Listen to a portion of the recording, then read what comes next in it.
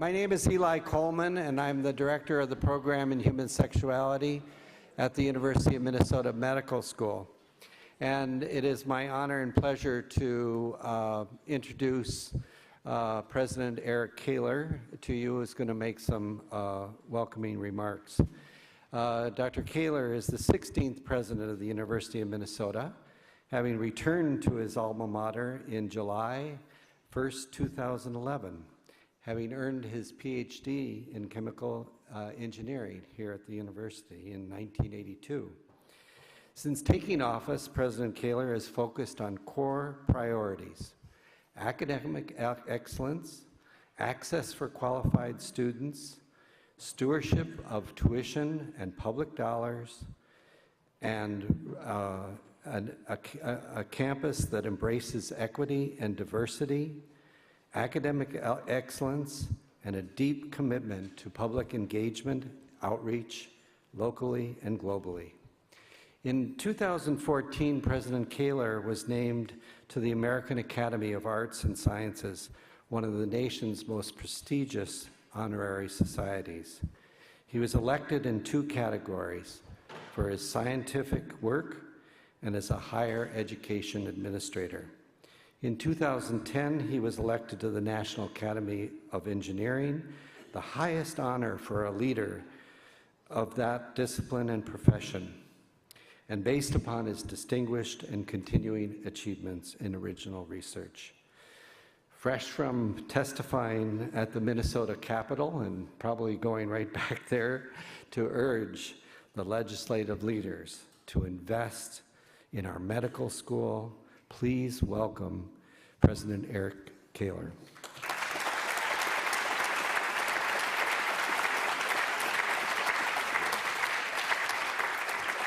Thank you, Eli, for that very generous introduction, and I will take this opportunity to remind you that if you have not contacted your representative or senator about support for the University of Minnesota, now, my friends, is the time to do that. But good afternoon, everyone. Welcome to what I believe will be an exciting symposium. I'm particularly honored to be in the presence of 4 Surgeon Generals. My father was an enlisted man in the Air Force for 21 and a half years, so I don't know that I've ever seen 4 generals all in one place. It's very, very impressive. Very happy to have, of course, General Elders and her fellow colleagues, General Carmona, Moritsugu, and Satcher. Thank you all for coming. Dr. Elders, it seems that once someone comes to Minnesota and leaves, they tend to come back. I did that, as you heard, and you did your internship in pediatrics here at the medical school, and now you're back at a leadership role for our program in human sexuality. I don't believe it's the weather. I think it's the people that bring people back to Minnesota.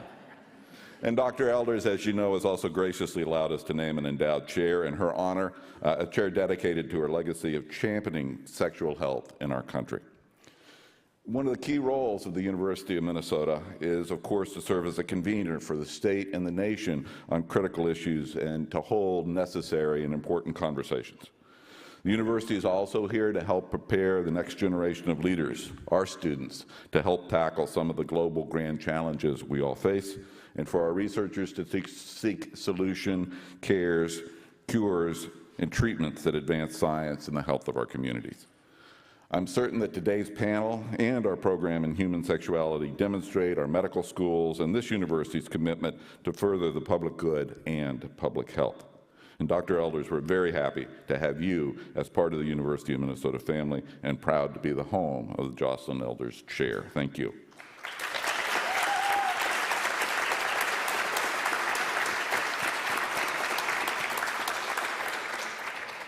I'm sorry, as Eli alluded, that my schedule this time of year will not allow me to stay and be with you, but I anticipate a great conversation and many hours of learning and good companionship. Enjoy your afternoon. Thank you.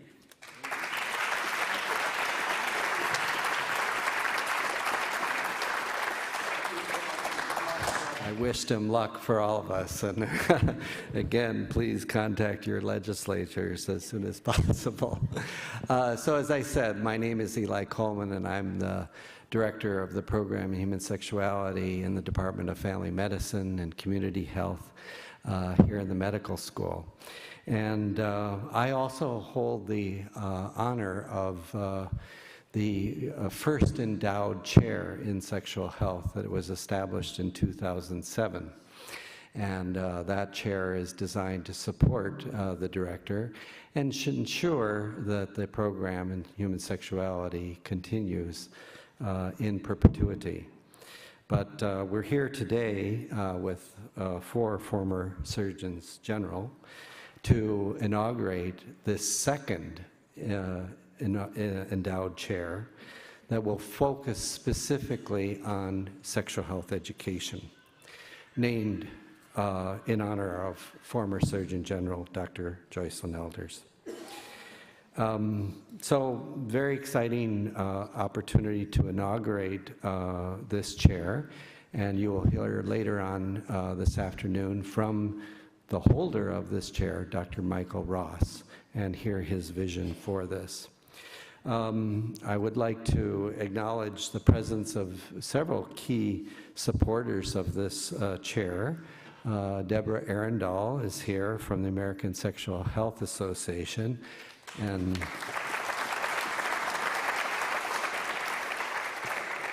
and her boss, the chair of the board of the American Sexual Health Association. And Dennis Fortenberry is also the incoming chair of the American Sexually Transmitted Diseases Association. And those 2 organizations, along with the Guttmacher Institute, Advocates for Youth, SICAS, I mean, it goes on the list of organizations that have supported this chair, but it was also supported by 300 different donors from all over the country and really the world. So again, many of people in this room have donated to this chair, and if you haven't, there is an opportunity. We are really fortunate to have Dr. Elders here and surrounded by several Surgeons General who followed her. We have Dr. Elders, who was in office from 1993 to 1994. David Satcher, 1998 to 2002. Kenneth Moritsugu, who was, he spanned a great length of time, was acting Surgeon General in 2002, and then from 2006 to 2011, eight, yes. And Richard Carmona, who was Surgeon General from 2002 to 2006.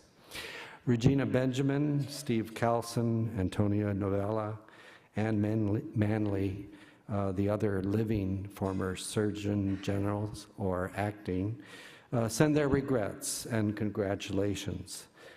This is a very busy time for the Surgeon Generals, graduations, lots of things going on, and we're just so pleased that so many of them could be here with us today. Last week I met with the current Surgeon General, Vivek Murthy, and we discussed the future of sexual health of this country. And while he wanted to be here today, unfortunately he wasn't able to, but he wanted me to extend his warmest regards to Dr. Elders and congratulations to Michael Ross. We now have the honor of hearing from the Surgeons General on their views of sexual health education and sexual health, to reflect on their years in office, where they were concerned about the sexual health of our nations and the needs for sexual health education.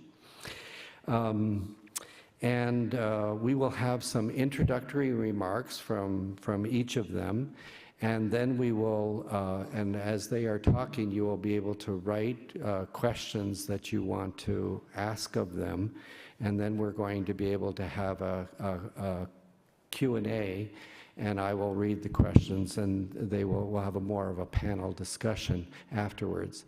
This symposium is also being live streamed around the world, and so there are people listening in, and they will have an opportunity to send their questions to us and I will be able to ask the panel to respond to them.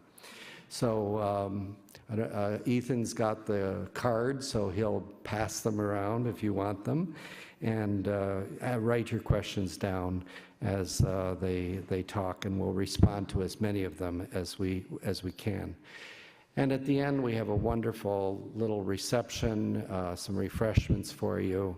I don't think that we're going to go till 5 o'clock, so just relax. We'll get you out of here as soon as possible.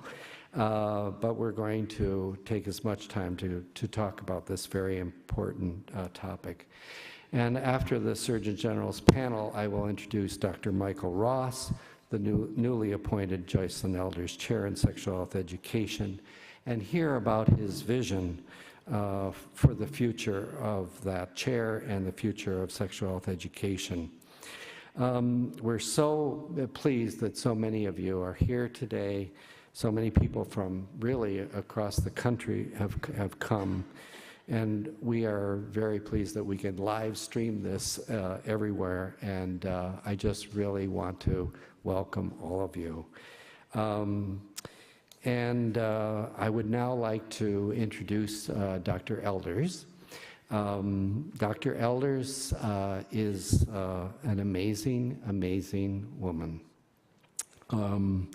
She was a great-granddaughter of slaves and was raised by her sharecropping parents in a 3-room shack with no electricity or plumbing. Until she entered college, she had never seen a doctor. Through the support of her community, she was sent off to medical school and was the only black woman in her class.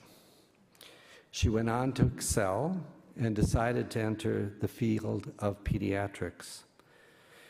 The University of Minnesota gave her the opportunity. In 1960, she ventured up here to the cold north and did her internship here at the University of Minnesota. And then she had fallen in love with some wonderful man in Arkansas just before she left. And that pulled her back to Arkansas. And they've been together now over 50 years. And unfortunately,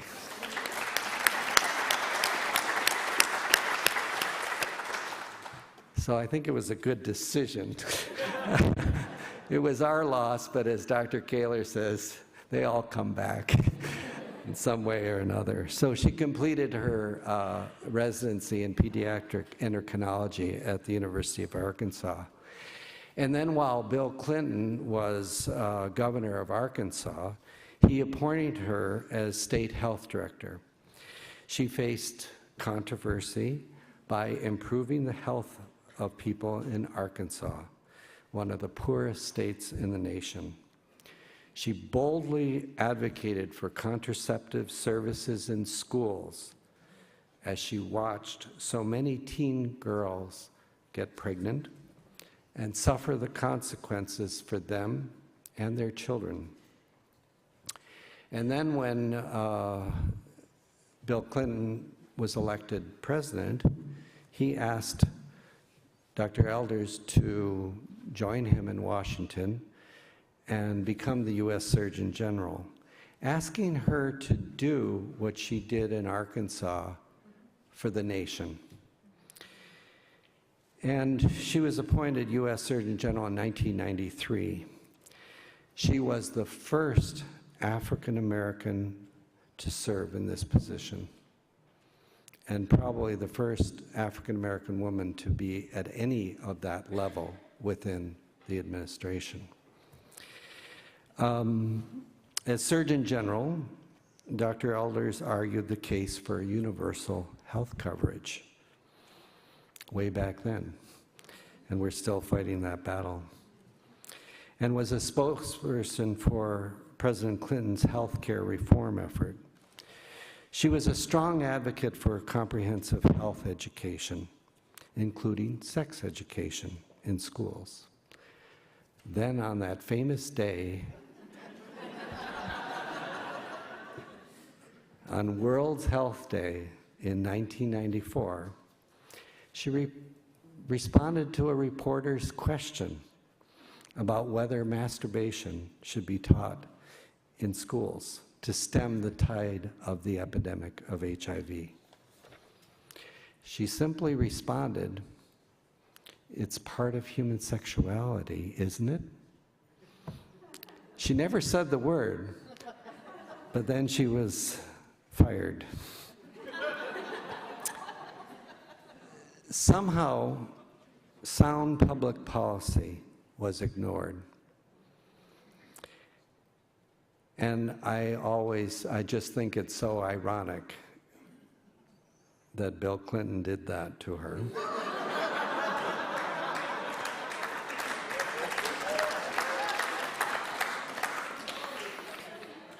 I only, think and wonder if only he had listened to her.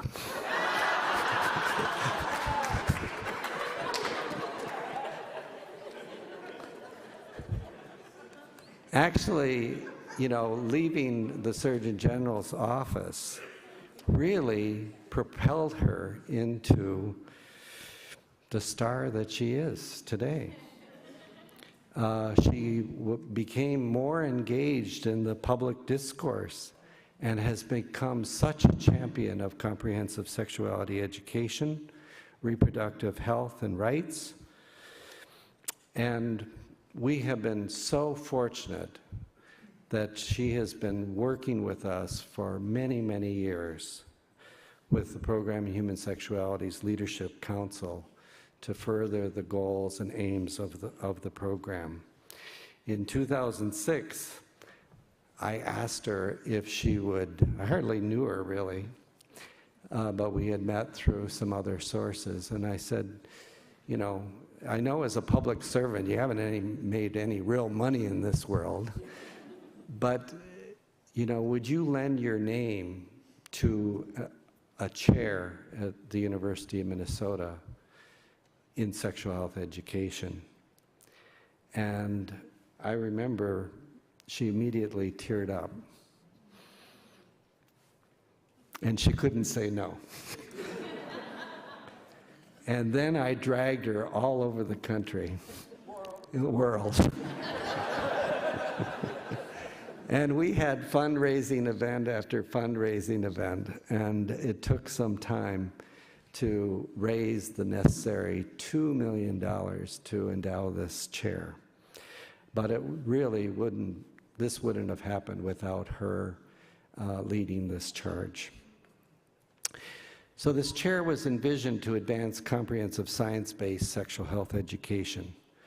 And as I said, we did it with over 300 individual donors, 11 different organizations from 34 states and 8 different countries. So this way, the program Human Sexuality at the University of Minnesota will now be able to carry on her important work in perpetuity. So.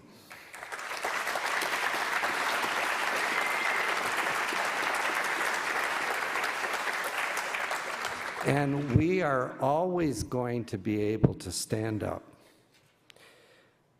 that public policy will be based on the best available science.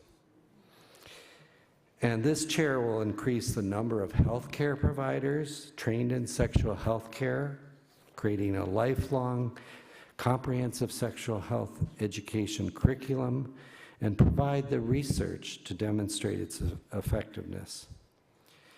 Throughout her career as a pediatrician, state health director, U.S. Surgeon General, and as a public citizen, Dr. Elders has tried to change the sexual climate of this country, to revolutionize it, to create a healthier sexual society where no one has to suffer because of the lack of education or access to services. I can't be more pleased to introduce Dr. Elders to you, and this is all about honoring you and your life work.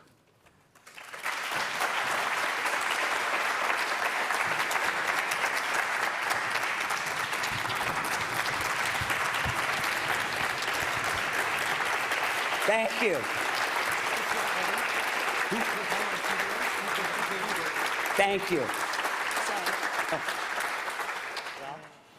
You can see how I need to thank almost everybody in here individually because you've all paid for this chair. Oh, one by one. And I really thank each and every one of you for allowing me to be able to stand here. You know, I'd like to say, well, I'm standing on your shoulders, and I am. But the way we do it, you know, I just can't climb up there and stand on the shoulders. I expect every one of you, and each and every one, and for this chair to continue to provide shoulders all over this country for other bright young people to stand on, and for this country to stand on, to really make a difference. And so for that, I thank you. You know, you don't just climb the ladder of success. The only way you lead, the only way you make a difference is that you send the ladder back down for everybody else. And so that's what you've done. And for that, I want you to know I'm grateful. You know, Eli mentioned about, first I have to apologize since it's going to be, he says, shown all over the world. I know Dr. Novello is saying very ugly words about me today because I'm supposed to have on that uniform. And I want you to know I do have that uniform, and I have two. But my uniform is on display at the University of Arkansas, where they're really working hard to try and raise money to provide a chair in sexual health at the University of Arkansas. And as I told Dr. Satcher, I said, if Arkansas can do it, you don't have to worry. Every southern state will make sure they've got one. So this is a real beginning, and for that I thank you. And he told you, Eli mentioned that I was fired, you know, about talking about masturbation. I said, one of the things we have to know, you know, I said, first of all, I said, nobody has to teach anybody how to masturbate. God taught us how, so you don't have to worry about that. But one of the things we can say is it's never gotten anybody pregnant.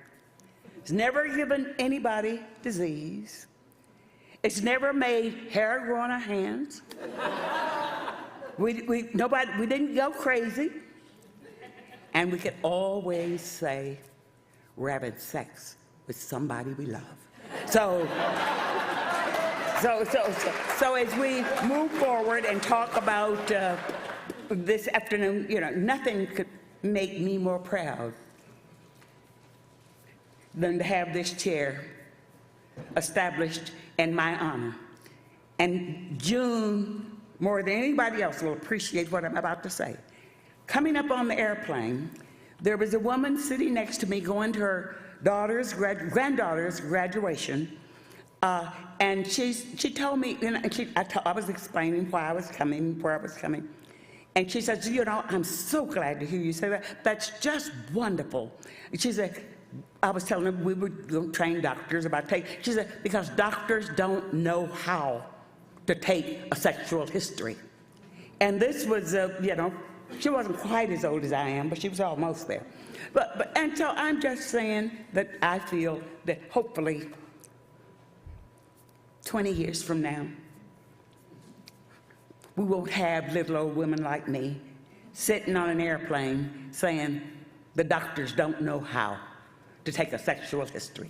So thank you for being here. This afternoon, I'm going to just make a few comments. That's what I was told, and that's what I'm going to do. If you think of the world population is 7.24 billion in this is 2014. We in the United States makes up about 321 million of that population. 164 million are women. 64 million of women of reproductive age. 22 million are age 15 to 19. The reason why this is important, we're talking about sexual health education, we in medical schools average spend 5 clock hours on sexual health education. 5 out of 4 years of medical school.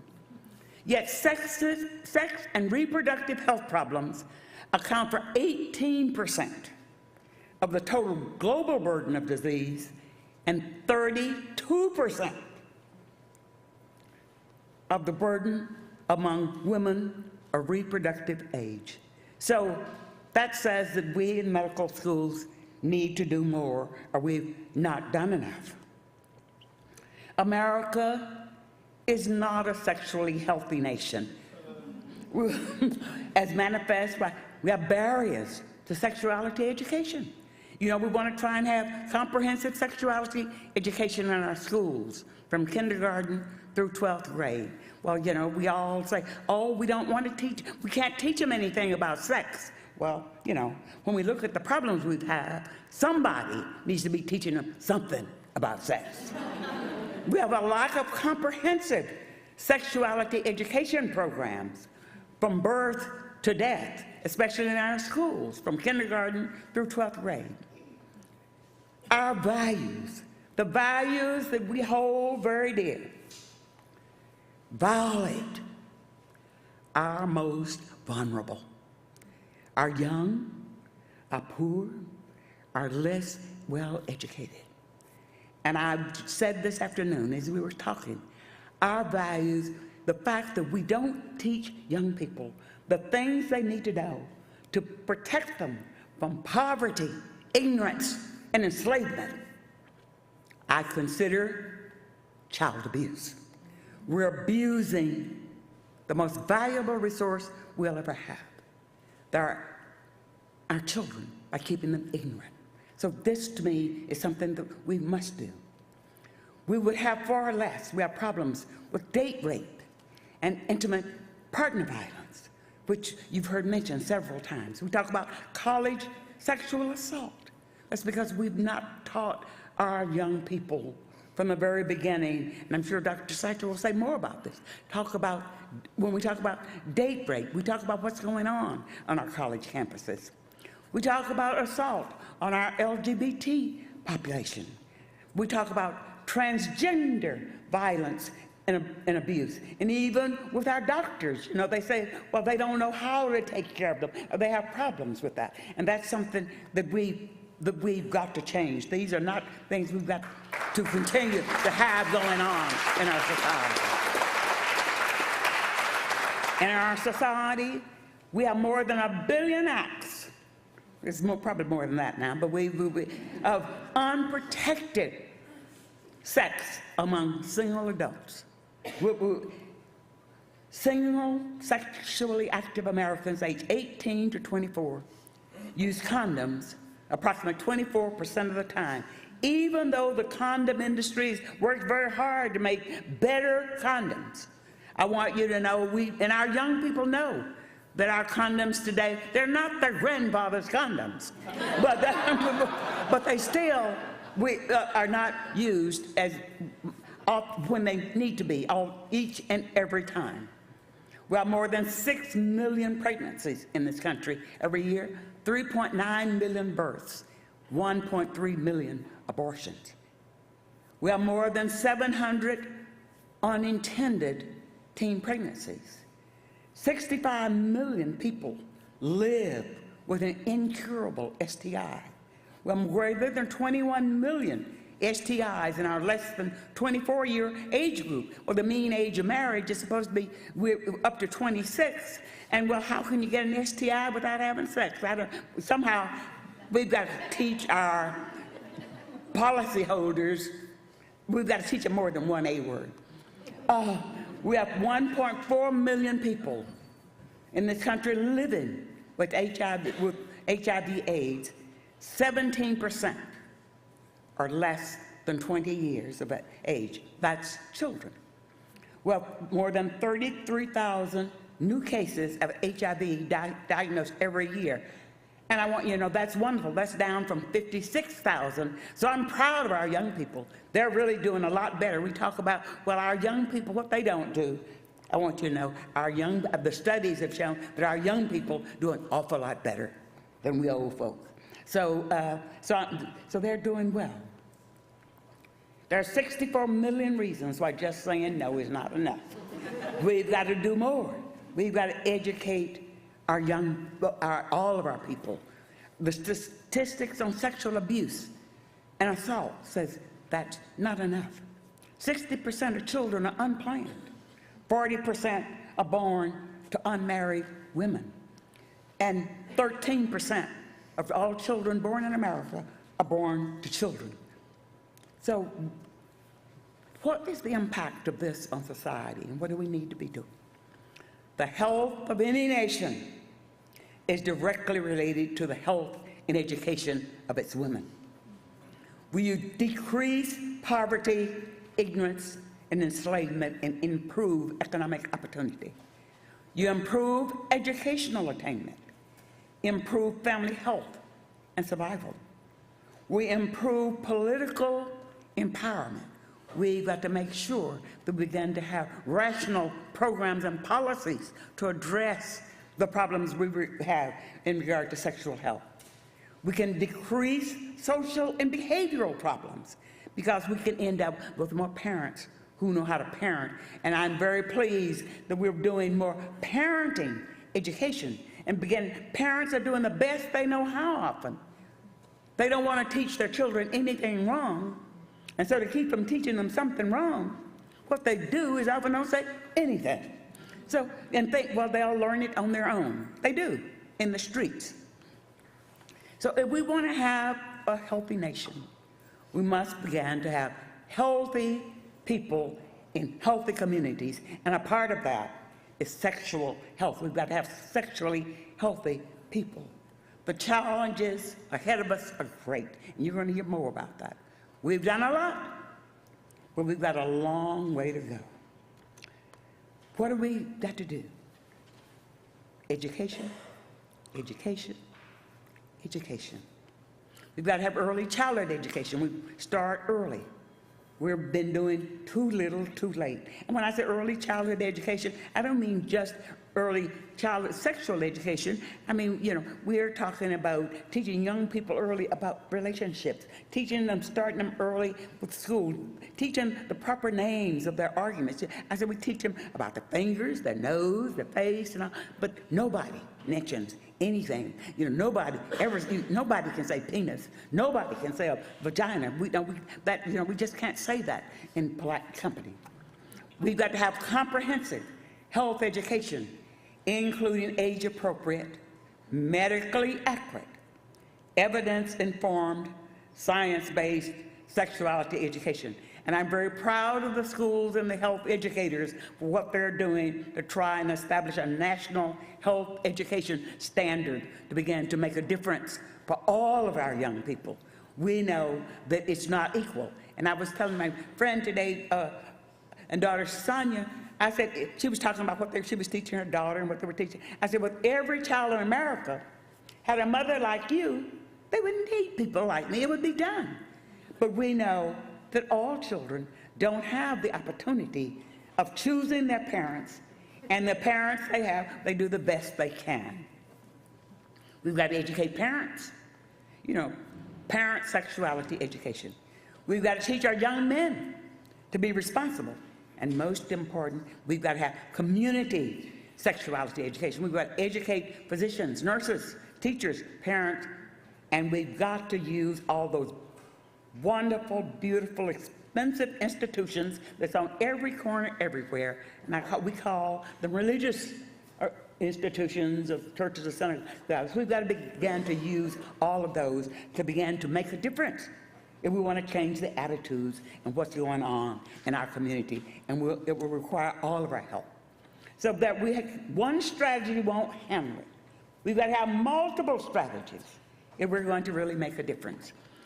We've got to have some educational strategies, and we've talked about those. We've got to have access strategies. We've got to make sure the people have access to the services, access to education, access to all of the things that are out there to prevent disease, to prevent pregnancies, to prevent HIV. We've got to have prevention strategies. What can we do to prevent this from happening? Not how can we fix it. I say all the time, I say we've got the best doctors in the world. We've got the best sick care systems in the world. The problem is we don't have a health care system. So we've got to start looking at how do we keep people healthy. We've got to have intervention strategies. We've got to be compassionate in case, we know that we'll make a few mistakes along the way.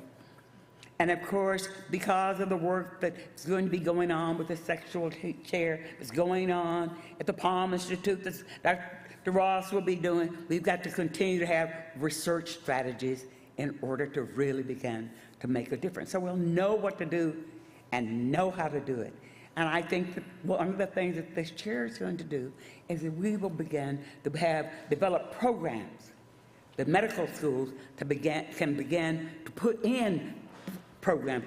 Very often they would like to put things in, but they don't know how. At Dr. Satcher's Institute, they have wonderful programs, but we're picking out institutions. There are 100+ medical schools. They all don't have what the University of Minnesota has, what Morehouse has, so some other institutions. Of course, we've got to have some political strategies. We've got to have programs and policies to get the political will to get the things done. I know Eli would like to do a lot of other things, and he may not have everything he needs to be able to do it. We've got to have some, what I call leadership strategies. And that's what I think this chair will be doing, is training leaders who they'll listen, learn, and lead. And the 5 C's of leadership. They've got to visualize what it is we want, what it is we need. They've got to be consistent. They've got to be competent to be able to get it done. They've got to be committed, and they've got to have control. And lastly, I expect to have hope for the future. I hope that we'll get it done. We've got to help make it happen. It's up to us. And as Harry Reese, who in Minnesota here, is always saying, they believe in the HER principle.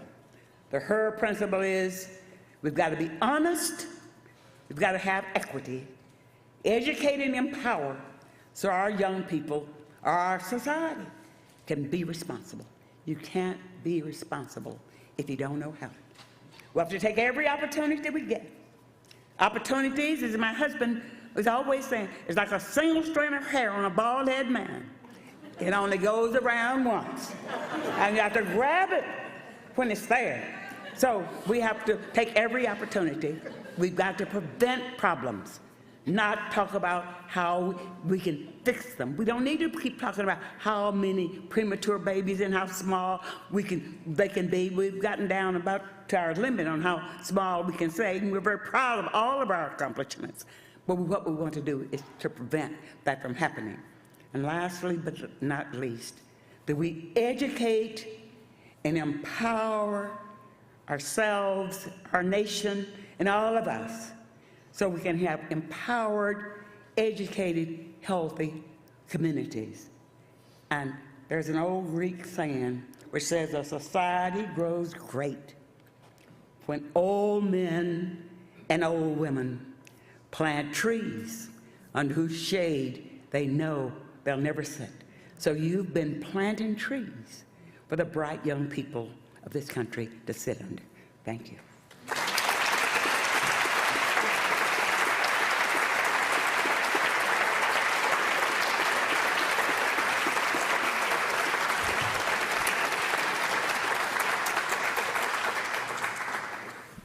Amazing. Well, the second best decision that Bill Clinton made, besides appointing Joycelyn Elders as Surgeon General, was appointing Dr. David Satcher to that post. in 1998. Just to tell you a little bit about Dr. Satcher, and he'll come up and make his remarks.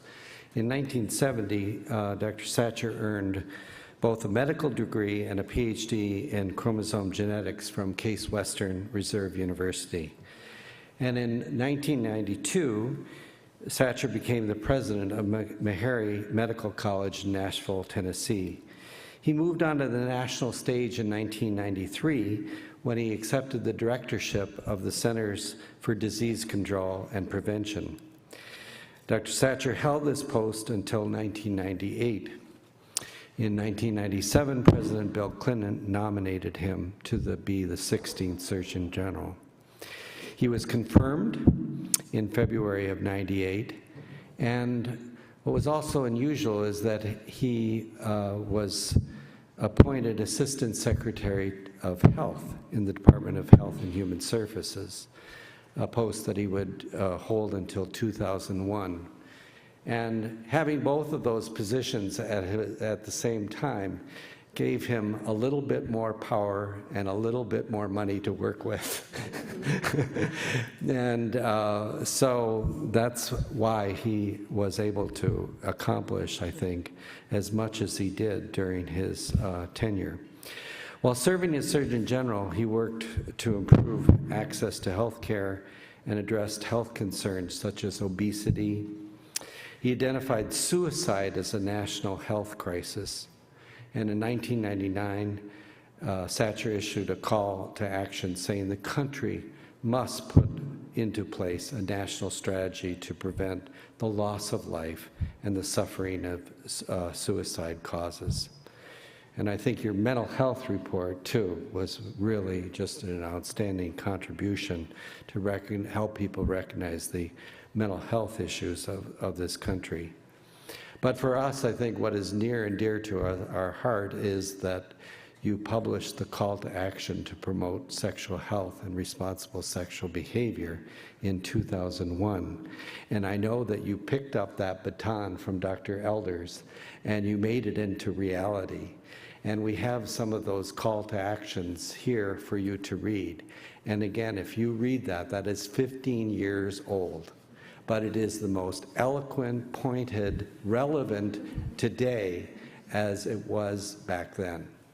Lamentably, we don't still have a real national strategy to promote sexual health. This is the best template that I think that we have today.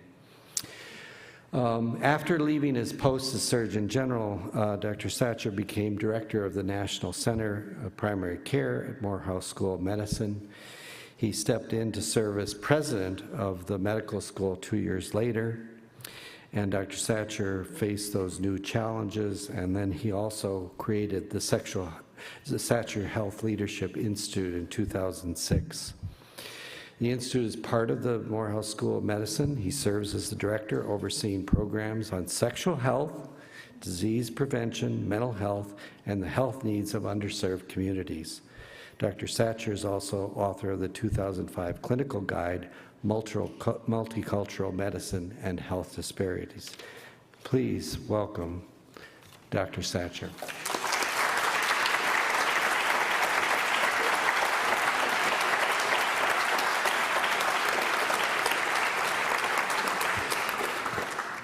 Well, thank you very much, Eli, for that very kind introduction.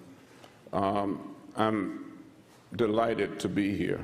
It's very special for me to be a part of this occasion. I want to congratulate the University of Minnesota for all that you've contributed to this very difficult area of sexual health and sexuality education.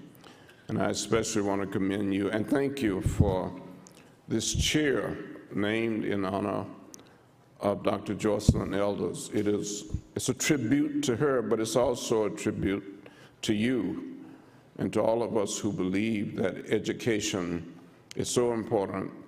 And something else we like to say at the Satcher Health Leadership Institute, we like to say that in order to eliminate disparities in health and achieve health equity, we need leaders who care enough We need leaders who know enough. We need leaders who have the courage to do enough. And we need leaders who will persevere until the job is done. I think today we are here to honor such a leader. And this chair will honor such a leader in Joycelyn Elders. And hopefully the impact that it will have, not only on students here at the University of Minnesota, but throughout the country and the world, will be a tribute to that kind of leadership. So I'm just delighted to be a part of this and to be here with my colleagues, Surgeon General Carmona and Moritsugu. I've had a very close working relationship with them and friendship, and it's great to be here with them. We're here to salute Dr. Elders. It's appropriate that she's not dressed like us because this is her day. So we're here to honor her. I bring you greetings from the Satcher Leadership Institute, and I'm going to be brief, but I wanted to say that we're trying to follow in the footsteps of many things you're doing here. What Eli didn't tell you was that when we put together the group to put together this report on sexual health, very controversial, very difficult, the person that we asked to lead this effort was no other than Eli Coleman. And I told him that, you know, it's going to be the most diverse group of people we've ever put together. They're going to be healthcare providers and researchers, policymakers, ministers, and all you have to do is to get them all to agree. It should be pretty easy. We did a great job. And because of that, we have this report, which is short, which means it's easy to read. But I think it really tries to capture the essence of what we need to do as a nation. So it's the Surgeon General's call to action to promote sexual health and responsible sexual behavior. It's a call to action for all of us. And I think, and that kind of action is being reflected here today. And the occupant of this chair, Dr. Michael Ross, was a senior scientist on that report also, and worked very hard. So it's amazing how we made some good decisions back in those days. We really did. And it's reflected in terms of what's happening now. I think the essence of this report is to deal with 2 or 3 questions. What is sexual health? And sexual health is the presence of complete physical, mental, and social well-being in the context of sexuality. Now, we at our institute have added spiritual well-being to that because we believe, especially in our community, that spirituality is very important, and the churches are important, and we try to work with them. We, in fact, are very fortunate to have a funded chair, not an occupant yet, but a funded chair in religion and sexuality. And I think the only one in the country. And we're looking forward to utilizing the resources in our community, especially the resources of the church. You may know in most predominantly black communities, the church is probably the most stable institution. And so we're trying to engage the church in this very important discussion and activity. And we've had several pastors, at least 30, to go through our leadership development program. So these partnerships are very important to us, and we're going to pursue them. Unfortunately, when we think about sexual health or sexuality, we generally think about having sex. And what I try to tell young people is that sexual relations don't begin with sex. They begin with relationships, caring relationships. You know, I work in an environment, there are 4 undergraduate colleges, so all the problems you read about, athletes raping students, we've had them. And we have a lot of very confused young people. Nobody has taken the time to talk with them about human sexuality. Nobody has taken the time to really prepare them to appreciate who they are but also how they should relate to other people, especially the opposite sex. But I mean, appreciating one's own sexuality is the first challenge that I think we all face. And then to deal with that issue of caring relationships. It's going to take a while to get there because we waited so long. We've gone down the wrong road in terms of denying information to people that they need to make right decisions, to feel right about themselves. But we must reach that point. Somebody today asked the question, well, when should sexual education begin? And our response was, at the beginning. At the beginning. We believe that parents have a very critical role to play in sexuality education.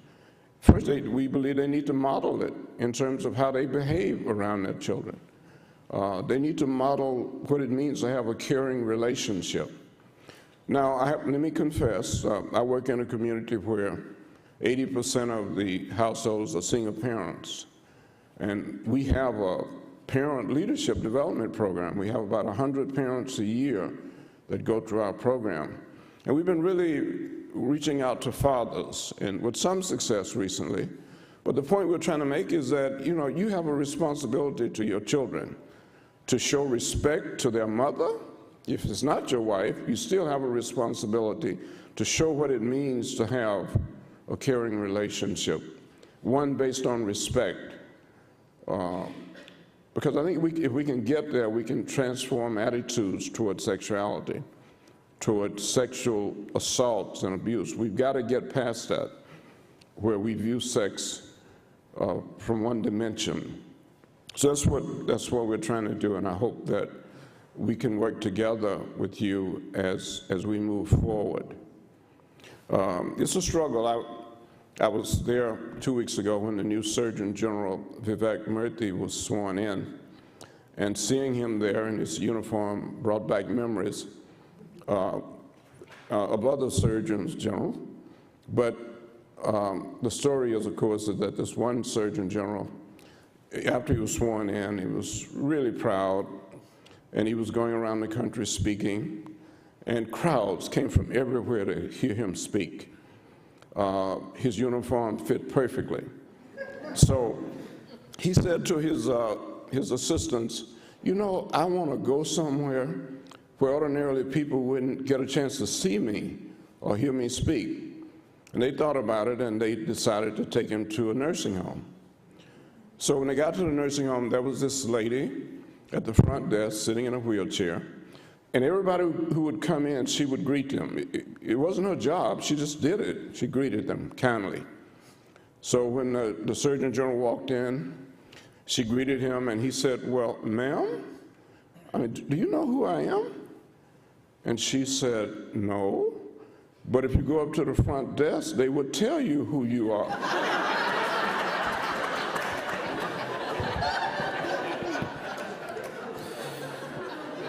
That Surgeon General shall go unnamed, but I think the point here is that we need to know who we are as human beings. We need to know who we are as sexual beings in order for us to develop caring relationships with other people and positive sexual relationships. We cheat our children when we don't give them that information.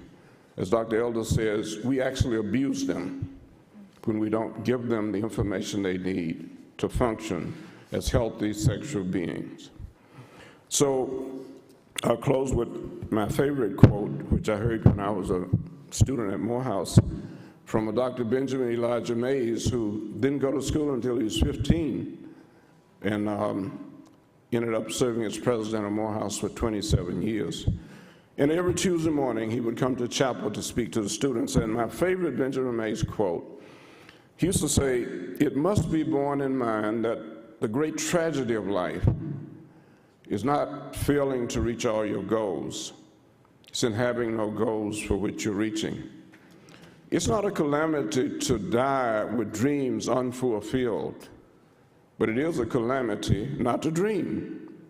It's not a disaster if somehow you fail to achieve your highest ideals, but it's a disaster if you have no high ideals for which you're striving. not a disgrace to fail to reach the stars. It's a disgrace to have no stars for which you're reaching. In the final analysis, he used to say, not failure, but low aim is sin. Whatever we do, we should recommit ourselves today and not be guilty of low aim when it comes to sexual health and sexuality education. Thank you.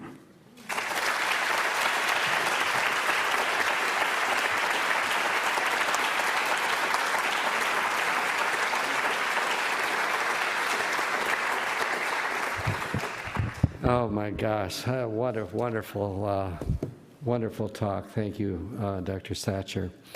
I'm going to ask now to hear remarks from Dr. Carmona.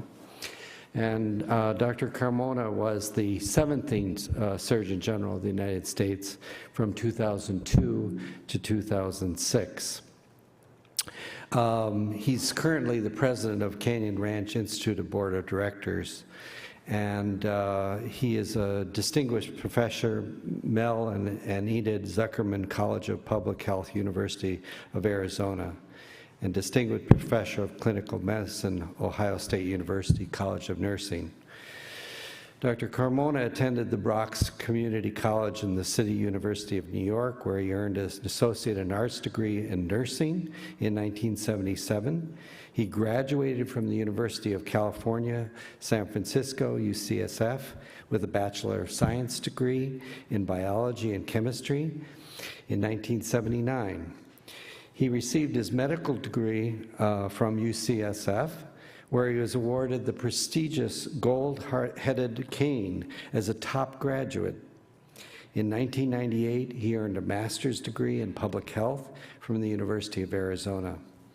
In 2006, Dr. Carmona successfully completed the statutory 4-year term of the U.S. Surgeon General and was named to the position of Vice Chairman of Canyon Ranch, the country's leading health and wellness company, for over 30 years, and was named president of the Canyon Ranch Institute Board of Directors. Dr. Carmona has published extensively and received numerous awards, decorations, local and national recognition for his achievements. A very strong supporter in community service, he's served on community and national boards and provided leadership to many diverse organizations. Please welcome Dr. Carmona.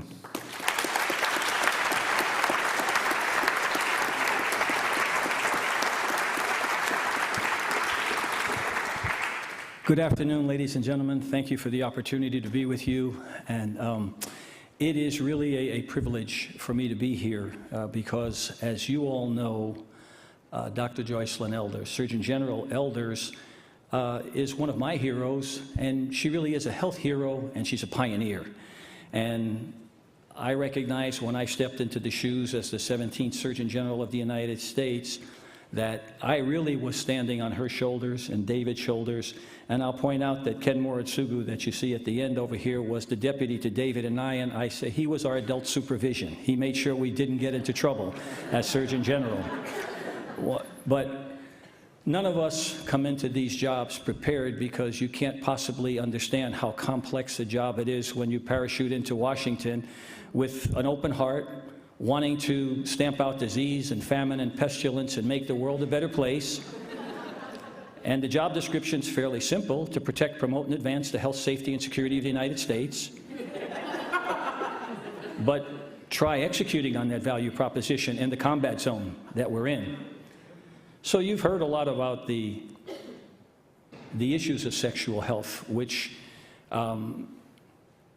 in my introduction, nothing was said about my work in that area. So that doesn't mean I'm asexual. So let me point that out, okay?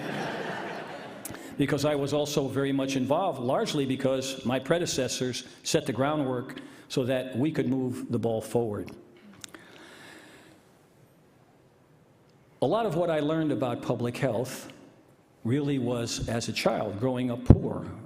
And I'm oldest of an immigrant family. I grew up in Harlem in New York City, born on 110th Street. I was homeless as a kid, ran the streets, went to bed hungry, So all those terms we use today about social determinants of health and health disparities, I learned them early on.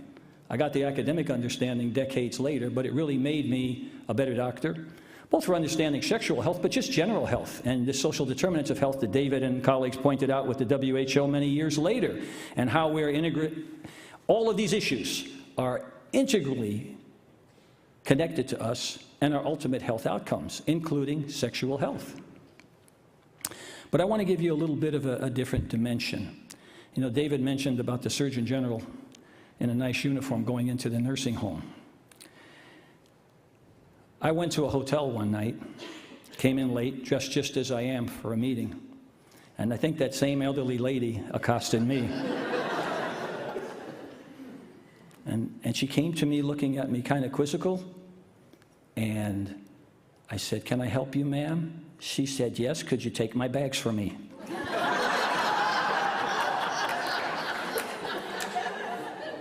And clearly I appeared as the bellman, I understand.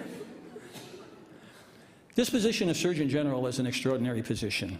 And again, we all go there wanting to change the world and make it a better, safer place.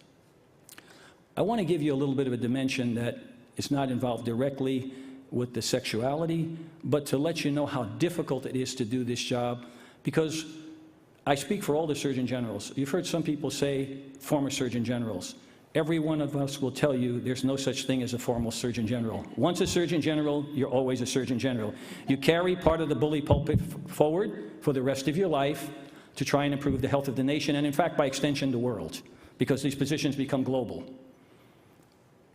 And so I want to put some historical context, what Joycelyn went through, and why I always thought of her as one of my heroes, and why you should think of it that way. And I think many of you probably do, but I want to give you some background story that you probably don't know about.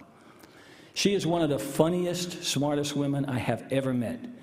I've sat on many panels with her where, I mean, you could put her on The Tonight Show, and she would keep an audience, you know, rapt attention for hours. She's just extraordinary with her intellect and her wit. But let's go back to 1994 and that fateful day. Okay, what was the world like then? We have a Surgeon General speaking to the world about the science behind health issues, and that's what Surgeon Generals do. And all of us realize you're not the doctor of the Republican or the Democratic Party. You have a much more important job. You are the doctor of the people of the United States, and you speak truth to science, and you speak power to truth to the power. And then that's where you get in trouble as a Surgeon General. Every one of us have had controversy. It wasn't because we did something outlandish, although in Washington probably it was. We told the truth, okay?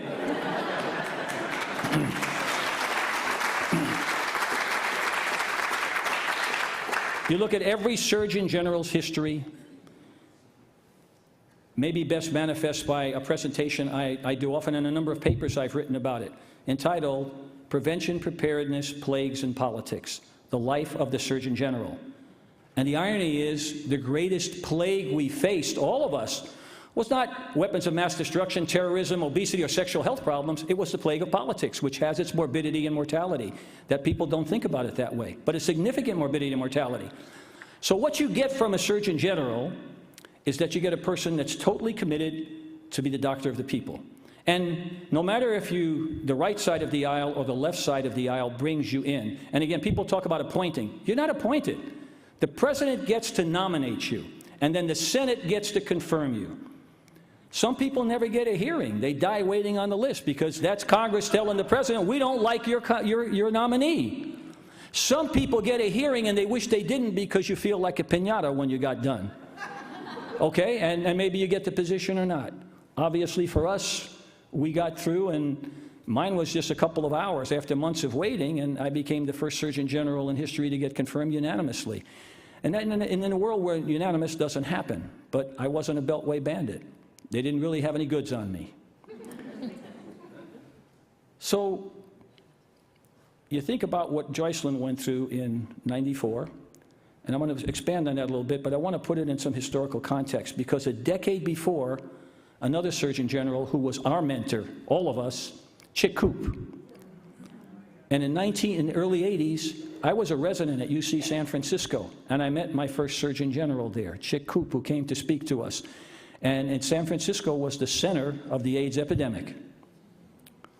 None of us knew what it was. We had many, many young men being admitted every day, wasting with rashes, with lymphadenopathy, with high fevers, with different kinds of pneumonias. We didn't know what it was. But then in '83, Tony Fauci, Gallo, a couple of other people said, hey, it's a virus. This is an infectious disease. And yet we had elected U.S. senators giving speeches that this was God's way of punishing homosexuals. But a Surgeon General, Coop, who we all came to know and love, who himself was very conservative. He told me, Richard, I grew up in an immigrant family. We were Mennonites. We did not speak about sex. Taboo. Okay, nobody talked about sexual health. But he said, as the Surgeon General of the United States, I recognized I can't bring my biases to the table. I must rise above my biases and be the doctor of the nation. So when I heard him give his speech at San Francisco General Hospital, right at the center, the epicenter of where AIDS was going, and he said to all of us young residents, I am the doctor of the people. I'm the doctor of the straights, the gays, the Christians, the Muslims, the Jews. It makes no difference. I act on the best science for the people. And in fact, that was a critical juncture in our history that we all recognize decades later, because he set the bar higher for all of us. He stepped up and said, I got to stay away from the politics. There's enough people that get involved with that stuff. And so because of a Surgeon General stepping out and saying that, at a time when very senior senators were making those outrageous remarks, his job was threatened. They tried to put him out of office. They cut his budget. But instead, he went and mailed out mailings. He spoke to the press as much as he could. He defied the politicians because he knew his job was more important, and his obligation, his dedication, his passion was to you, the people, not to the Republicans, not to the Democrats or anybody else. Your allegiance to those parties ends once you become the Surgeon General. You thank them for the nomination, but then you do your job. And that's what she did in 1994. She stood up and told the truth, although it was politically incorrect. She didn't get fired. You can't fire a Surgeon General. After your Senate confirmed, the Senate has to undo you. But you can piss off a president pretty much. You can, okay? And you know what? Bill Clinton's a friend of mine, all of us. I mean, everybody makes mistakes. We're not perfect. But this was a bad mistake he made, because he lost a really super asset that all she did was tell the truth. And of course, in Washington, sometimes telling the truth gets you in trouble. She didn't use the words that the press said. The context by which she spoke was not reported, but this. But this is an admiral, a Surgeon General with great dignity, with great presence, who had earned the right to speak on these issues. But rather than be subjected to this crazy ridicule in this crazy universe of sound bites and now YouTube moments, she said, I'm above the dignity. My dignity is above all of this. And she left.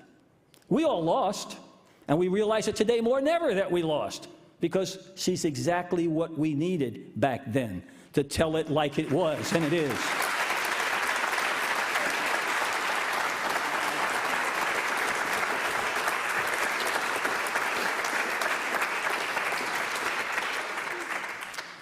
I'll tell you just another quick anecdote, then I'm going to end it, because I know I speak for all of my Surgeon Generals. I mean, these folks taught me a great deal about duty and honor and the integrity and how to be a better Surgeon General and really serve the people. When I first got into office as a relative unknown, I mean, I had been in the service, I'd been in combat, been in the military, didn't expect to ever come back on active duty, but I got the call. I said, fine. And after I got my confirmation, my first few months, one of the most frequent questions I got were, Carmona, why you? Kind of like, how'd you slip in, you know? And I never had an answer. You know, I'd say, well, the president nominated me, Senate said it was okay, and then, so one day a young reporter I think we were talking about bioterrorism. said, "So, Surgeon General, did you know somebody? Did you know the president or secretaries, or did you have an inside tract?" And especially Ken will tell you, they always worried about what I was going to say in those public areas, because I was always very honest, almost trying to follow in Joycelyn's footsteps. And she said, "Well, how did you become Surgeon General?" And I said, "Well, I'll tell you. The only reason that I could have been picked or nominated to be Surgeon General is probably the most far-fetched in federal hiring policies, procedures." And they said, "Well, what's that?" I said, "Well, I was qualified." Yeah, the White House didn't think it was as funny as I thought it was. But in any event, we are very fortunate to have people like Joycelyn who will stand up and tell the truth. What we as a nation should mandate is that every Surgeon General make sure is qualified to be in the position, leave the biases at the door, and don't forget that you have one singular purpose: to make life better for each and every one of you every day in everything you say and do. And the tools that you have are just bringing the best science to the table, because let's face it, the people we elect are the ones that can shade that left and right. But the Surgeon General has to tell the truth, whether it's sexual health, whether it's the environment, whether it's social justice, whether it's inequities, whether it's health disparities. There is a scientific truth. And it evolves, it changes. What Joycelyn knew 20 years ago changed to what I know today, but that's not the issue. You take the best that you have right on that day, and you tell the people the truth. We, the people, have to ensure that that position always is occupied by people of integrity, people who understand the value of selfless service, people who are willing to subordinate their own needs and ideals for the bigger purpose of making our nation and the world a safer and healthier place. Thank you.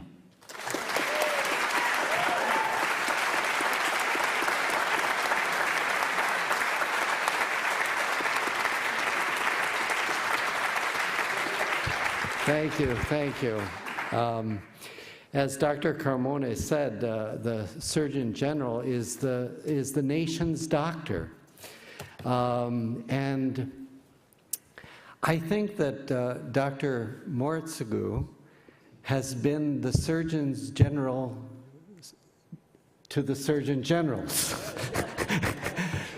Because, as was mentioned, he served as deputy under C. Everett Koop, was deputy under Dr. Satcher and Dr. Carmona.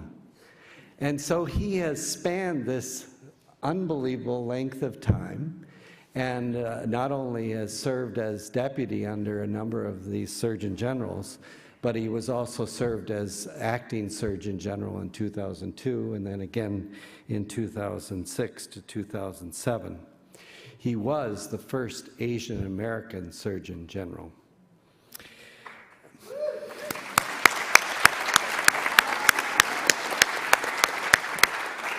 And as I said, he helped maneuver us through Washington and really kept us to the science. And I remember how critical your involvement was in the call to action and really helping us shape that. And I know that you did that for many other reports and helping other Surgeon Generals with the complexities that Dr. Carmona mentioned for this office. Let me just tell you a little bit about him, and I'll let him come up and speak for himself. He attended the University of Hawaii, where he received a bachelor's degree with honors in classical language in 1967. He received a medical doctor's degree from George Washington University School of Medicine in 1971, and a master's degree in public health and health administration and planning from UC Berkeley in 1975. So he began his public health service career in 1968, completing 3 tours of duty while in medical school. He served as a medical officer on board the Coast Guard cutter Taney and as Deputy Director of the U.S. Department of Justice Federal Bureau of Prisons, where he was responsible for health care of inmates and detainees. In 1988, as a career officer in the Commission's Corps, he served as Assistant Surgeon General, beginning with the 13th Surgeon General, C. Everett Koop. And the history goes on. He's received many, many honors for his outstanding work, and we are very fortunate to have him give his broad perspective on this issue. So please welcome Dr. Moritsugu.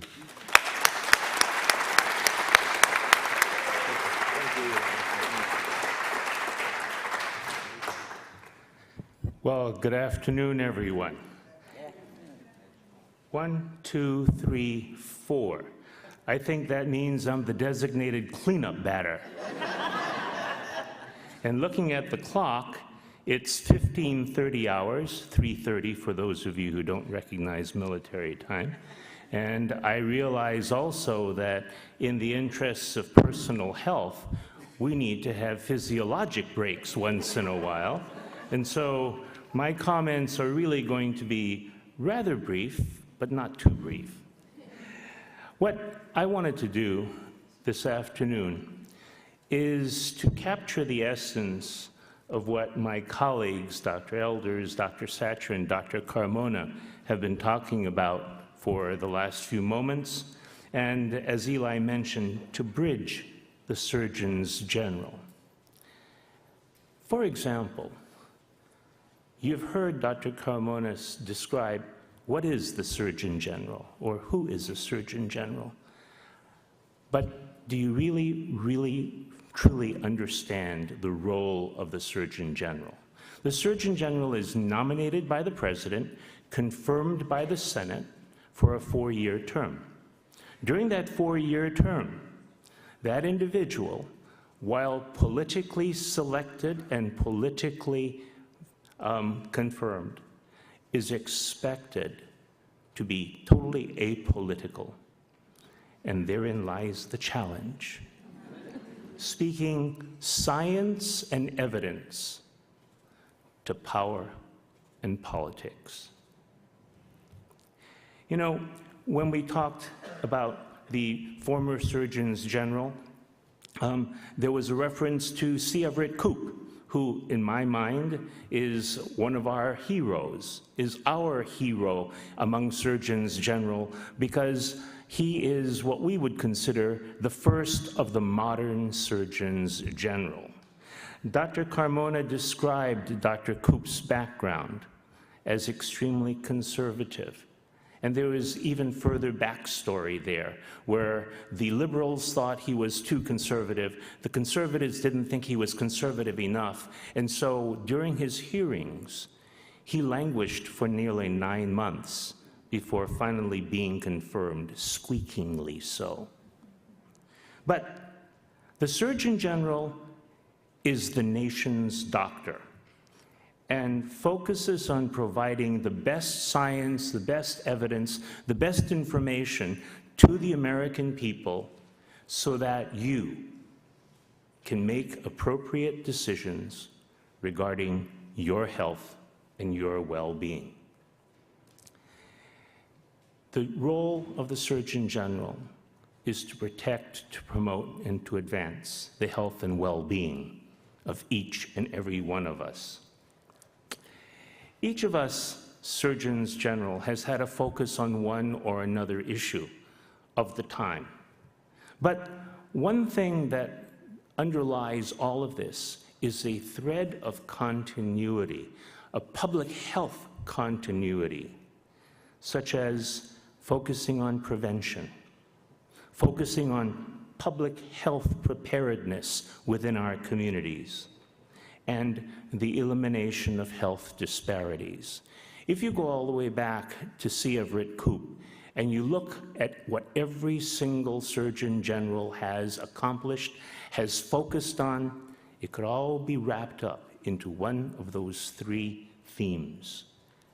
And it's really kind of interesting because each of the Surgeons General, being an independently nominated and confirmed individual, perhaps did not have the continuity of communication, but rather the continuity of thought in terms of what is important for the public health of our nation.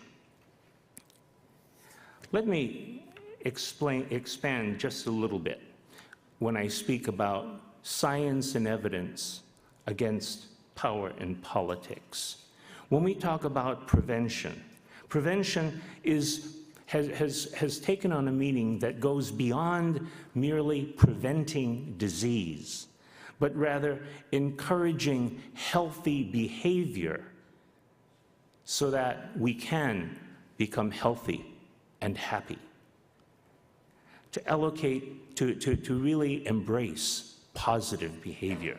And that goes across the board, whether you're talking about smoking, whether you're talking about sexuality and sexual health, you're talking about underage drinking, you're talking about mental health. It's not only the absence of something, it's the presence of health. Public health preparedness in communities. For example, overweight and obesity. You may not realize that overweight and obesity is the principal reason why volunteer recruits to our armed services are rejected. And that has a direct impact on our public health preparedness in our communities. And of course, eliminating disparities. I don't need to reinforce for you what you all understand as well as, or even better than I can, with regard to disparities, whether they be gender, whether they be race, whether they be cultural, you name it. Dr. Elders has been outspoken and forced science to face politics and power. Dr. Satcher used science and evidence to face politics and power. There is a backstory behind that little white book that is on your laps, which David would not really describe. But it was developed, as you recall, and released in 2001. And if you think about what happened around that time, there was a change in administrations. And let me tell you that it was a real struggle, not only to produce the document, but to release the document. In fact, we received approval to release the document only about a week before we actually did. And unlike other documents where we'd have a huge press conference and all those other things, this was done in a large ballroom that was very sparsely attended, with very little notice to the press. Science and evidence to power and politics. And so, to Joycelyn and to David, I really applaud you for two individuals who really have put science and politics versus, science and evidence versus power and politics.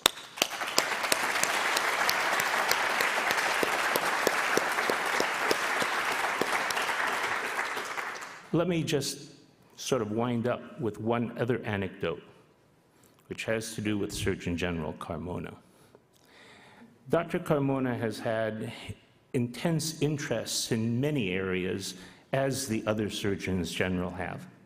Dr. Carmona was very, very much a proponent of global health diplomacy before the words were even in the minds of our statespeople. But he released a landmark report on secondhand smoke during his tenure. There is a backstory behind that as well.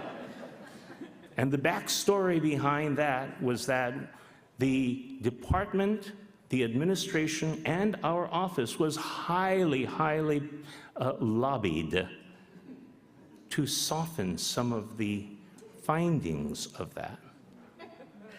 Well, Surgeon General Carmona, being a Special Forces 2 Purple Heart winner, said, "The science is clear. The debate is over. Secondhand smoke kills." Boom. And we released it.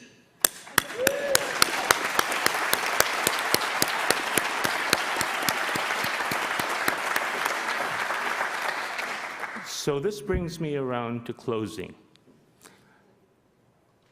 The Surgeon General is the nation's doctor. The Surgeon General is your doctor. The Surgeon General has a mandate to speak science and evidence against power and politics. And I would suggest that what we have done over the years is maintain the credibility and the integrity of the Office of the Surgeon General, and we look forward to continuing that for a long, long time.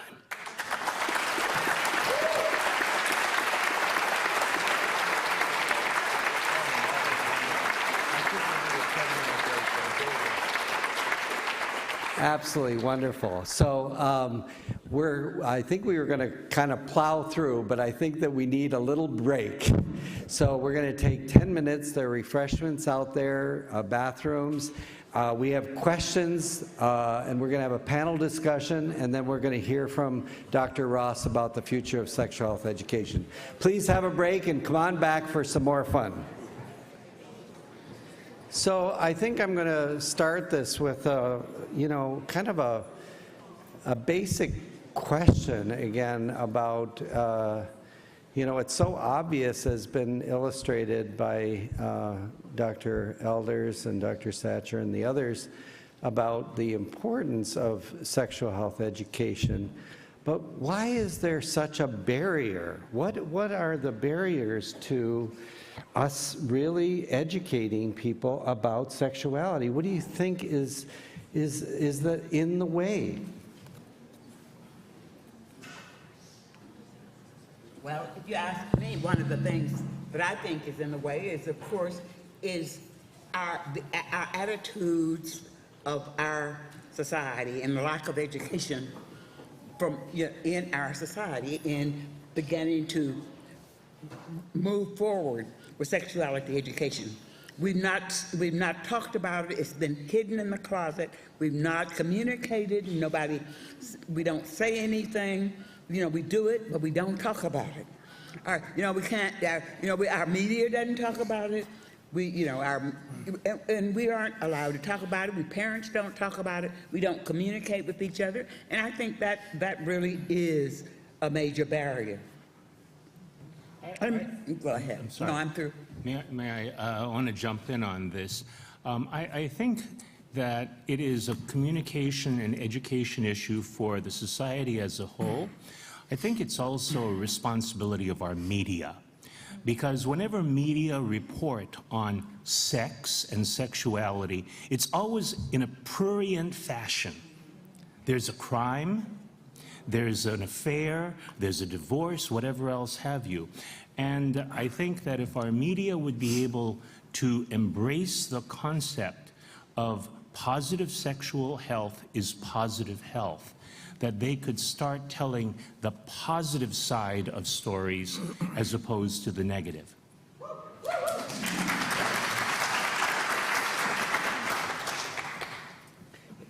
I can go on, but just jump in if you want. But related to the media, this is an interesting question.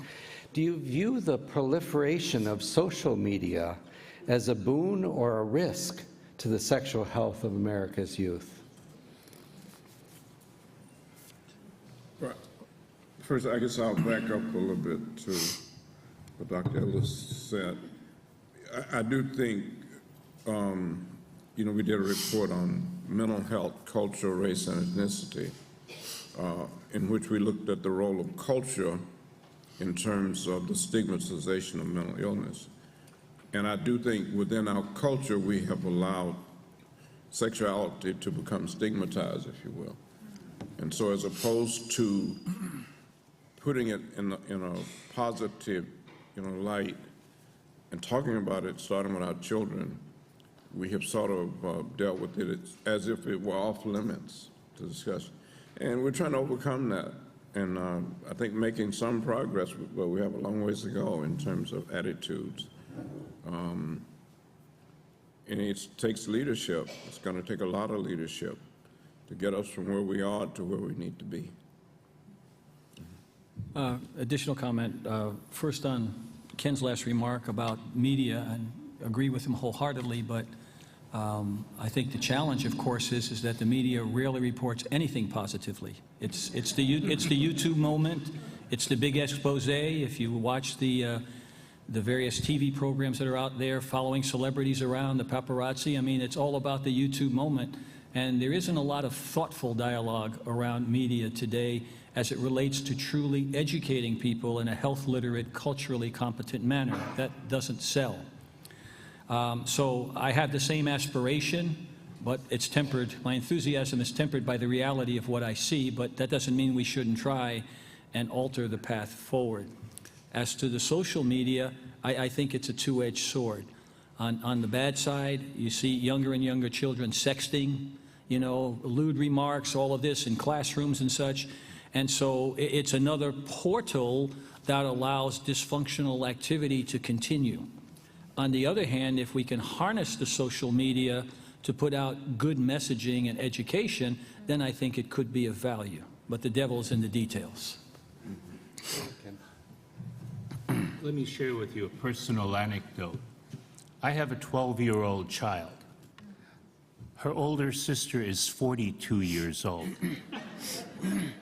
I knew you would do that. But Dr. Elders is taking me aside afterwards and explaining to me how that happened. Nice, kid. Thank you. It'll be okay.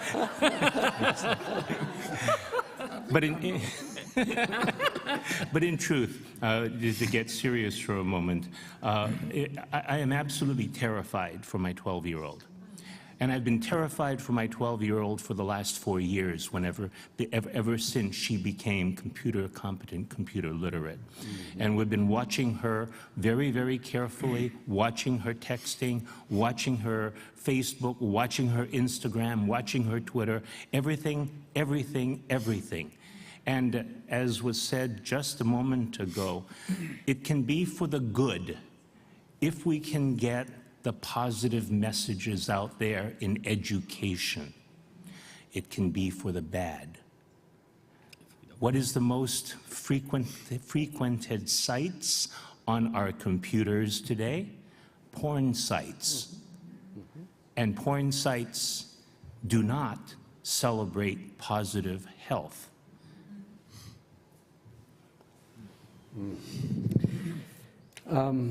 I think related to the issue of racial and inequities, and I think we need to talk about what are your recommendations of how to address institutional oppressions, racism, homophobia, transphobia, and their impact on sexual health? Well, I think obviously we have to call it out. I was talking earlier today about the Tuskegee study because when I was director of the CDC, we had a commission to go back and revisit the Tuskegee study, which started in 1932 and went into 1972, 40 years of studying over 400 black men in this small town of Tuskegee who had syphilis and not treating them. Even after we got penicillin, the study was continued. And embarrassingly, this was a study carried out by the Public Health Service. So when I got to the CDC and we did the commission report, strong recommendation that the president apologize for the Tuskegee study on behalf of the nation. And I remember that as if it were yesterday when I sitting in Donna Shalala's office, and we called President Clinton and told him about this commission report. And he immediately agreed that we need to do something. And what we ended up doing, of course, was his apologizing on behalf of the nation, but not stopping there, but saying, we're going to make sure this never happens again. So 3 things were put in place: the Bioethic Institute at Tuskegee, a program that requires all of us, if you're working with humans, to pass a test every 2 years, certifying that you understand the rules, regulations. And then the third thing was to make sure that communities are involved in research. In other words, NIH can't fund a research project in a community without the community being involved. So that's where we are right now. But it's interesting. What was Tuskegee? It was withholding information from a group of people and exploiting them in the process. So when Dr. Elders says it's child abuse not to inform children about their sexuality and how, if they're sexually active, they can protect themselves from unplanned pregnancies and sexually transmitted diseases, it's almost the legacy of Tuskegee when you think about that kind of environment in which we think that we have a right to withhold information from people if they happen to have beliefs and values different from ours. So we can say abstinence only because we believe that, but then we implement it by withholding information from people who need it to make the right decisions for themselves and others. I think David hit the nail on the head. I mean, using abstinence only, really that's an ideological belief, not a scientific belief, okay? And that's the challenge. That's politics and science, as you heard from all of us there. And as Surgeon General, you have to stand up and say, no, abstinence is okay as part of a broader comprehensive sexual education program, okay? But to certain politicians, that doesn't work. But that's the value, again, of the Surgeon General. But I think this really all starts with leadership. You have to have, in the military, we have a lot of problems now with gender issues, transgender. I mean, it's almost a unique world unto itself. But when the 4-star commander stands up and says, this is how we're going to conduct ourselves, and holds all of those officers and enlisted men accountable, the culture will change. Because you don't get promoted, you get sanctioned, you get an Article 15, and so on. But at our level, when we're trying to educate, it's being clear about the science. It's about not getting baited, and often, I'll speak from the Surgeon General's pulpit here, the press will try and bait the Surgeon General. So they will say, well, Surgeon General, don't you think that the Republicans got it right, or the Democrats? You never answer that question. You never answer that question. Never.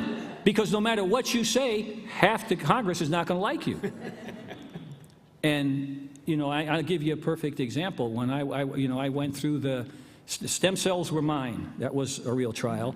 And then I had Plan B, okay? And I had abortion, and so on. Okay, I had all of those things.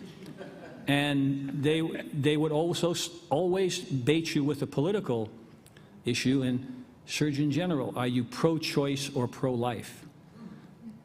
I'm both. They said, how can you be both? I said, well, I refuse to answer in the context of how you placed the question.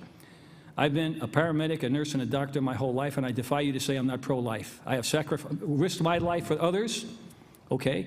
But I also recognize the absolute need of a woman to be able to make decisions that are unique to her needs, okay? So I'm just using some real examples because all of us face those questions all the time. And you have to separate yourself from the politics because, again, as the Surgeon General, you're the doctor of Republicans and Democrats. And the answer really about abortion, when they used to bring that up to me, I say, the answer is really simple. You guys are asking the wrong questions. If you want to eliminate unwanted pregnancies, ensure that every woman has unrestricted access to reproductive health care. And over time, we'll get rid of it. It's pretty simple. But that's not the political answer, right? That's the challenge. Maybe this is a related question, and you've talked about this struggle, but any other thoughts about moving this from a political and ideological conversation to a scientific discussion of sex ed, contraception, abortion, transgender issues, to a conversation about public health and safety? Well, that's a wonderful aspiration. Let me start it that way. But the reality of the Beltway, whether it's public health or many of my colleagues in the military used to joke, admirals, other admirals and generals who would say, if we want to fix it, we have to nuke the place and start over, is what they used to say, okay? And I mean, tongue-in-cheek, but there's some truth to that. The biases are so embedded into the political system, whether they be about sexuality or anything else. You know, it's the marvelousness of our country that we are the most heterogeneous society on earth, and yet what makes us so strong divides us every day because of that heterogeneity. So for us, it's about figuring out how to carve a path out the middle and have both sides see that there really is an answer that truly represents democracy, represents fairness, represents the best science, and yet each side, as we see, struggles to hold on to their silos because of the various constituencies that they represent who share those biases. And yet we leave our biases at the door, and that's the beauty of the position. And we could really begin to focus on health and wellness. Yeah. Nobody will, everybody want to be healthy. We all want to be well. You know, we talk about the ACA, affordable health care, but you know, we want to have it, but nobody wants to be sick. I would like to live and die and never have to use my health care. You know, I would just like to be well forever. And I think we all like to be well. We want to be healthy and we want to be well. And so if we could somehow begin to focus on what can we do to make sure that we're always healthy, or all the things we can do to be healthy. Dr. Satcher carries around his card and talks, no, his prescription pad. Prescription pad for health and wellness, and we want to be well. You know, when I was out talking about school-based clinics, several people, in fact, I think there's Gray now. She got married. And she's been married. She has a 14-year-old daughter, so she's been married for I don't know how many years. We don't want to talk about that. But you know what we want to do. She says, Dr. Elders, if we call them wellness clinics and talk about keeping our adolescents well. She says nobody. So you can't say adolescence and sex in the same sentence. So when you do, everybody go crazy. So what we can do is, but if we talk about our adolescents and well and healthy and educated, so that's what we want. All of us want our adolescents to do. And I think that that's a part of what we've got to get to, where we can really talk glowingly all about health and wellness and keeping everybody well. David? Yeah, I agree. And I think, well, Dr. Elders often says, you know, education, education, education. And I do think that's what we're dealing with here. Number one, we've got to educate in such a way that we impact policy. You mentioned that I served on the WHO Commission on Social Determinants of Health, and it was quite eye-opening. It went on for 5 years and traveled all over the world looking at how social factors affected health. And it's interesting that the Director General of WHO, who put that commission together, J.W. Lee, was infectious disease. I mean, I knew him, I had worked with him with polio and malaria. Then he got to be Director General, and he called me up one day and he said, I'm putting together a commission to study the social determinants of health. I thought I was hearing things. But he was serious, and he put together this commission, 24 of us, and we went around looking at how these social factors affected health. And then we put out the report. Unfortunately, J.W. died that year, had a stroke and died in surgery, so he never lived to see the report. But the point was the conditions in which people are born, grow, learn, work, and age are more important for health outcomes than health care. We got to come to, and education. Yep.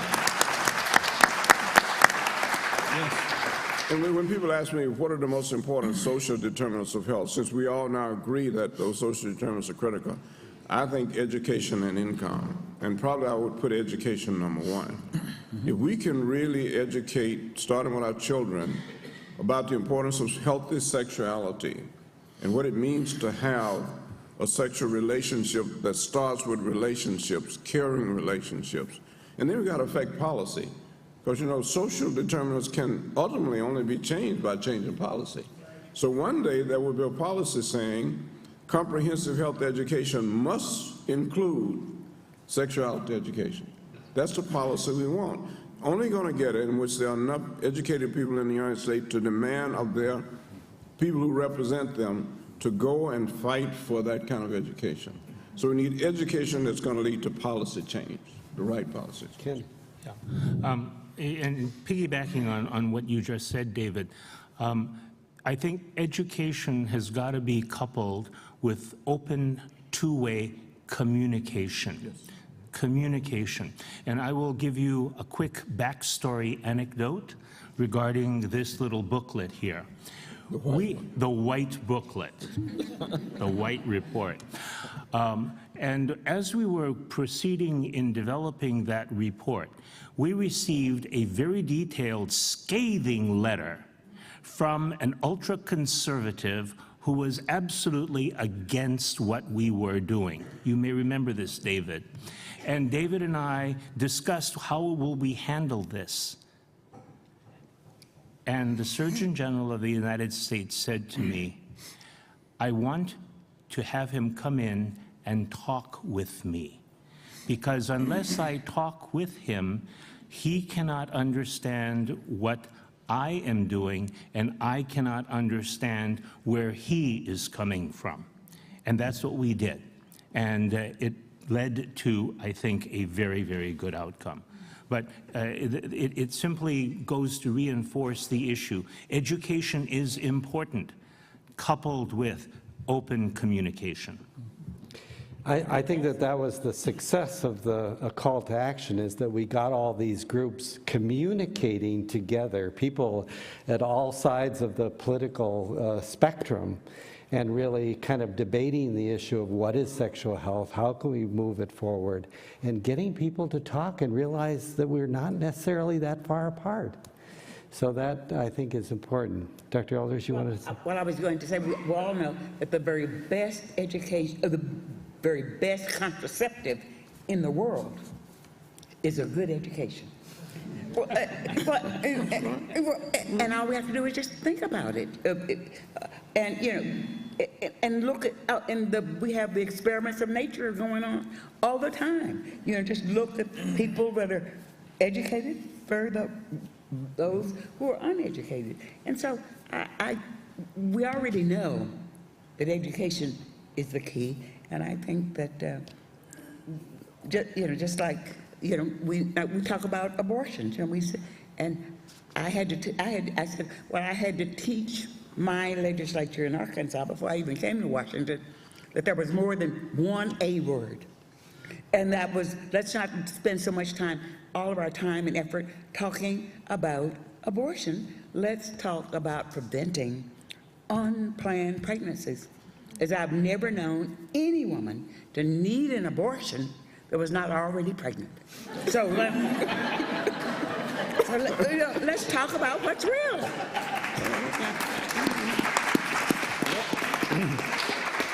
Dr. Elders, you mentioned the Affordable Care Act, and this question is, how do you see the Affordable Care Act impacting the sexual health of the United States?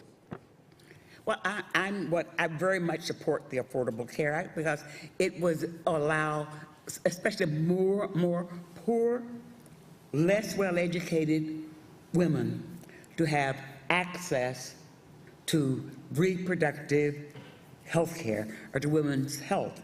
You know, when I think, you know, the better educated, usually the more. They don't have to be affluent, but if they're better educated, you are working, you can buy health insurance, so buy preventive health care.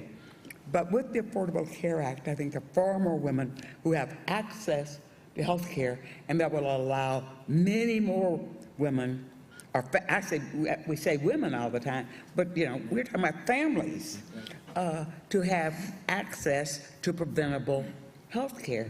We, you know, the only thing, some of our legislators used to say that women, we keep them barefoot, pregnant, and in the kitchen.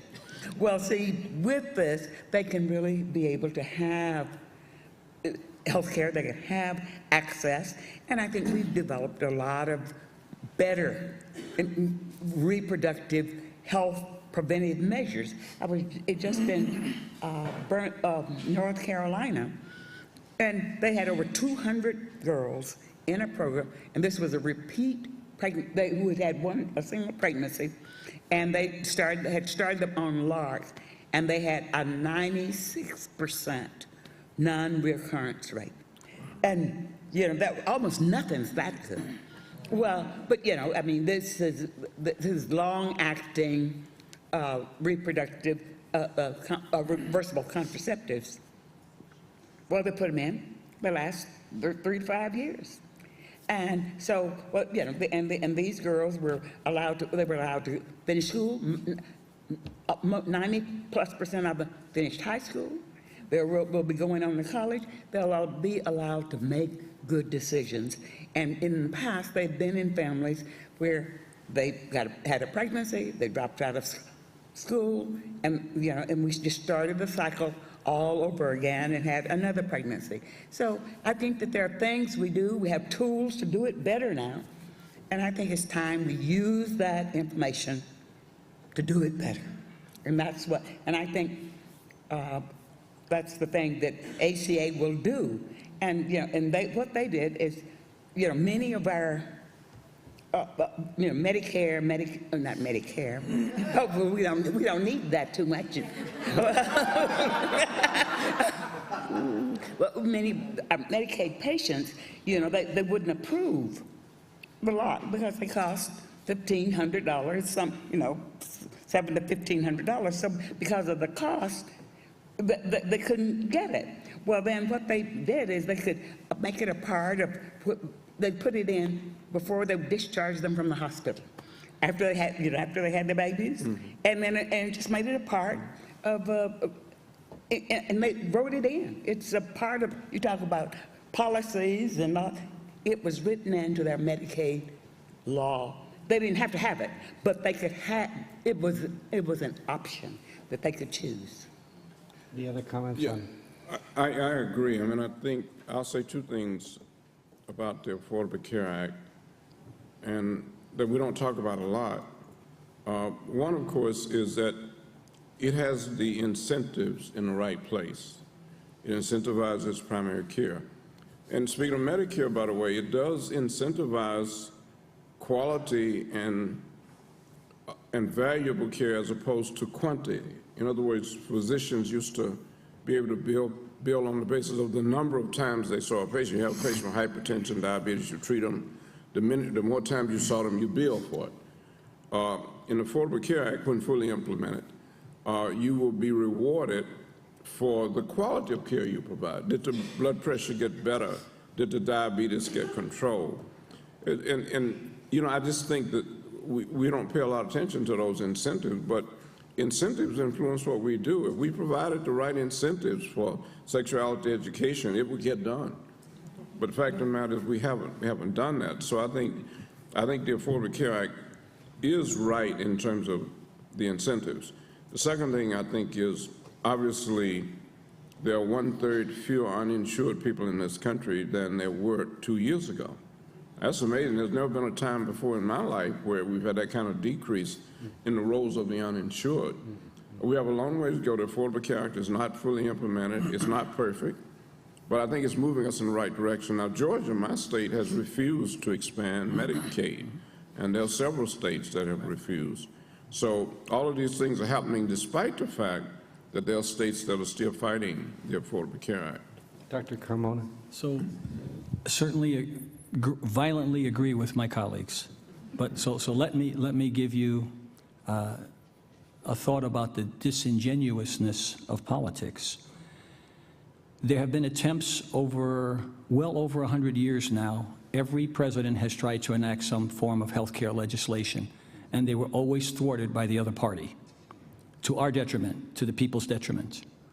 And so when we look at the Affordable Care Act, all of the things they have said is true. It's a work in progress. It's not a final document. There are things we don't know that will have to be revised, clearly. But it's a formidable improvement over what we had. Also, any parent who has a kid up to 26, you're covered, okay? Seniors, Part D, okay? The donut hole shrunk, all right? There's a cap. There's no more cap. You know, you don't have to mortgage your house and go broke and go into bankruptcy because you get sick. That's bipartisan. I can't think of anybody who wouldn't want to have that for an average working class person. But when you look at the genesis of the ACA, what's interesting to me is, where did it come from? Think back to Massachusetts and Governor Romney when it was a Republican initiative. It was almost the same thing. And when the Democrats brought it forward and they mandated that everybody be covered, there was outrage from the other side, yet that came from the Heritage Foundation and the Republican Party. So the point here is how disingenuous the politics is, because, quite frankly, if President Obama hadn't won and Romney won, we'd have an Affordable Care Act. It might be called Romney Care, but it would have been the same damn thing, okay? Because we know we're spending close to $3 trillion a year on what we call health care. It's really sick care. 75% of all of those dollars are spent on chronic diseases, which most of them are preventable, okay? So just look at the metrics in an apolitical fashion. It's glaring. If you gave this to a board, they'd look at this and say, fire those people because they're doing all the wrong things. This is not about who pays, because we all pay. We all pay. It's about how to take out the incremental variables that are driving the cost up. Some of them David talked about already, putting the incentives in the right place. But until the public cooperates with us and never smokes, walks a little every day, wears a seatbelt, wear a helmet, do all of those right things, David's prescription, listen to the Surgeon General. He got a prescription. But that's when things are going to change. And I'll give you one quick anecdote to show you how I believe how disingenuous this is. As I said to you earlier, the reporters will always try and bait you on these issues. So I would always you could always tell if a reporter was on the left side or the right side of the news reporting cycle, okay? Because when it was a more left-leaning reporter, Surgeon General, wouldn't you agree that President Obama has done a wonderful thing in Obamacare, you know, blah, blah, blah. And then you'd get the other side, and it would start out with, Obamacare, it's pretty bad, isn't it? You know, and it's like, okay, so you don't get baited into that. You don't get baited into that. But the point I want to make, one time I was at a press conference, and a young reporter asked me that, and she said, so, I never had a good answer, but this is one of my spontaneous remarks. And she said, so Surgeon General, what do you think about Obamacare? And I said, do you mean the Patient Protection and Affordable Care Act? And she said, I think so. Okay? That's key. That's key right there, okay? Because they're looking for a soundbite, not content, not a thoughtful discussion. It's about being able to run a headline tomorrow that the Surgeon General said this or that. Okay, I'm going to ask one last question, and I'm using my prerogative to choose this one because it's close to my heart, and it's been the most contentious issue that I have seen in discussions about what sexual health is, how to develop strategies to promote sexual health, whether it's with the call to action or with the World Health Organization. What is the role of pleasure in sexual health and sexual education?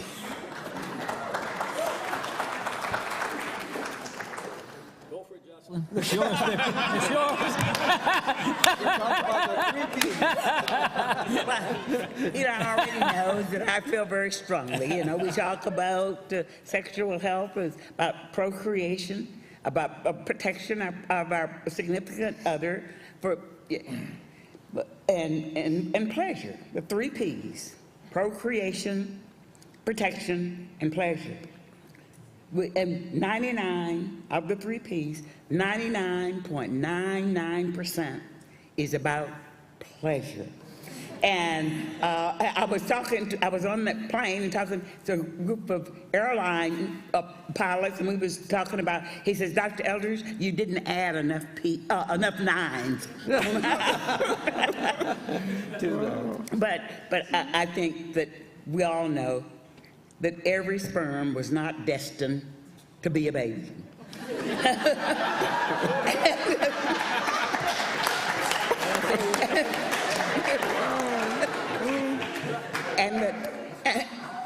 And that we certainly feel very strongly about protecting, our significant others, or even not so significant others, from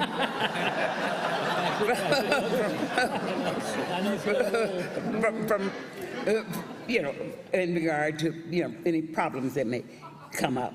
But I think we certainly feel that pleasure from sex, is very critical. It all does not have to be what we call, the penile vaginal sex, but sex sometimes could be holding hands, kissing. There are many, many different forms of expressing our sexuality, and to me, all of that is about pleasure. And I feel that pleasure is really critical, and I think we need to talk about it more.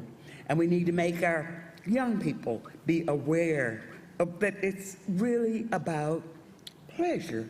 And we've got to, we certainly, we don't want to have children before we are ready. We certainly don't want to, have our partners have a disease when we don't, and so I think pleasure is absolutely critical, and I think we need to make more of that third P, because it occupies most of our time. It occupies most of our young men's time, and probably our young women's time too. And so, women spend the first half of their life trying not to get pregnant. Men spend all their life trying to procreate. So I think pleasure is critical. Yeah. Can you follow that? Wouldn't it?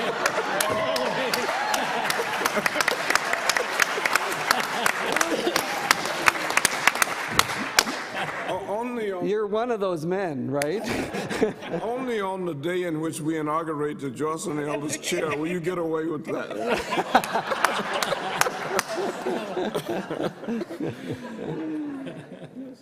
Any closing remarks? I mean, it's like, well, I think that we can call this complete pleasure to have these people here. Can we?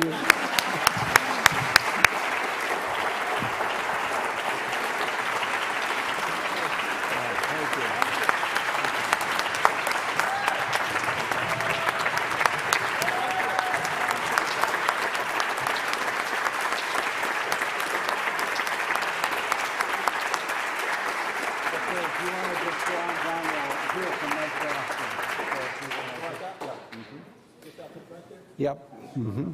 So now it is my great pleasure to introduce the holder of the Joycelyn Elders Chair in Sexual Health Education, Dr. Michael Ross.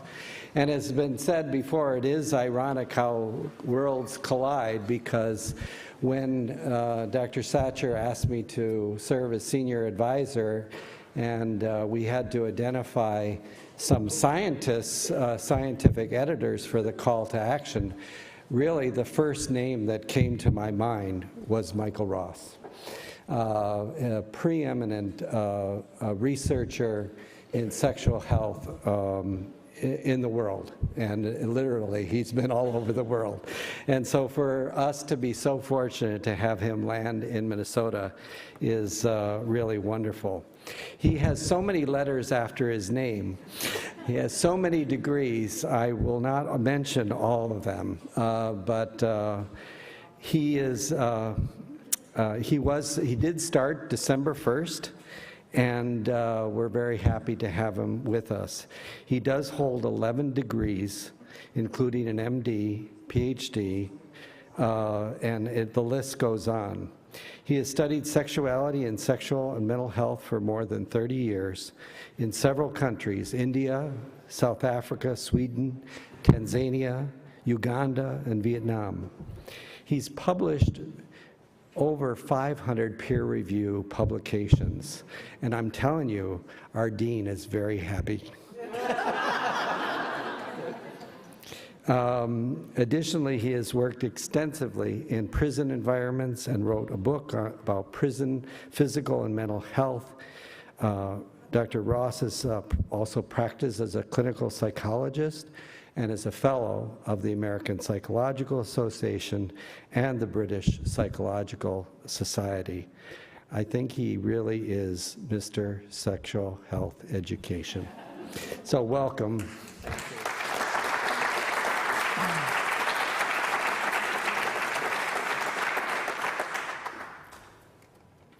Well, after that introduction, I guess you're just going to have to be disappointed.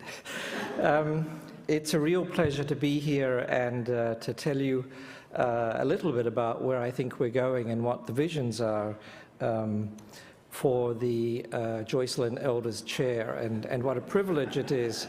I thought of it probably as being more like a sofa than a chair, because there's room for plenty of other people on it, I hope. Essentially, the rationale of the chair is this quote from Dr. Elders. It says it all, and I was going to try and replace it on our letterhead at the University of Minnesota, where it says "Driven to Discover," but I'm told I can't fiddle with that. So the chair came with aims, and you can see the aims here: to increase the number of healthcare providers trained in sexual health care, lifelong and comprehensive sexual education curriculum, and provide the research to demonstrate its effectiveness. So essentially what this chair is about is training trainers, is expanding the universe of people who are able to talk and teach about sexual health education. We can't do it all. And just to remind you that there's a definition, and there are some crucial aspects of this definition which I'm going to follow through. But note first that sexual health is both psychological and physical. Second, that we need to avoid issues of power and violence, because these are rife in sexuality, not just clear sexual assault, but also issues of force through power. And finally, that sexual rights are crucial, that this is part of a dialogue about rights, and sexuality has its rights as well. And I'm going to start with this point. Education, as I think has already been said, is a matter of rights. If we take the title of Surgeon General Satcher's The White Booklet, although I thought it was grey actually, but maybe mine was just very well handled. It was on responsible sexual health, and you don't have responsible sexual health unless you also deal with rights. Rights and responsibilities are part of, or the opposite side of the same coin. And responsible sexual behavior is a mature response to having a sexual right. You don't get responsible behavior if you don't know what you're doing, or if you do, it's usually quite coincidental. And the World Health Organization of the United Nations says there is a right to accurate health information, and it's a prerequisite for sexual health. So this is for a reason my first slide. This is all about the language of rights and responsibilities. The second point I'd like to make is that we sometimes have a naive view that accurate information is all we need. We know that doesn't work for smoking. We don't know it doesn't work for obesity. We know it doesn't work for most health behaviors. And so, though it's probably a necessary but not necessarily a sufficient condition for change, part of the job of this chair is to look at the other issues that motivate people to change their behaviors. It would be nice if information did it, but the fact is it doesn't. I think we at least have put to bed this idea that, or the myth in fact, that sexual information will increase people's sexual behavior. It's totally clear the opposite is the case. If people are given information, they don't have to go out and try it to find out what it's like. And a point that was made in the previous debate, there's an old mentality that we need to maintain the sex punishment link, and so we won't tell people about sexual behavior because then they can try it and get punished for trying it. Abstinence comes to some degree out of this particular worldview. We need to call it what it is.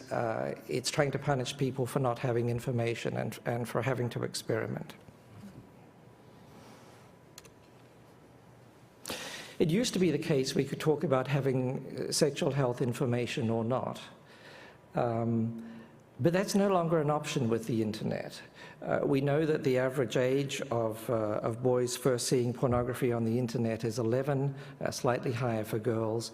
That's right at puberty. So the option is really to be educated by watching pornography, and we know not only that the scripts are pretty difficult to understand,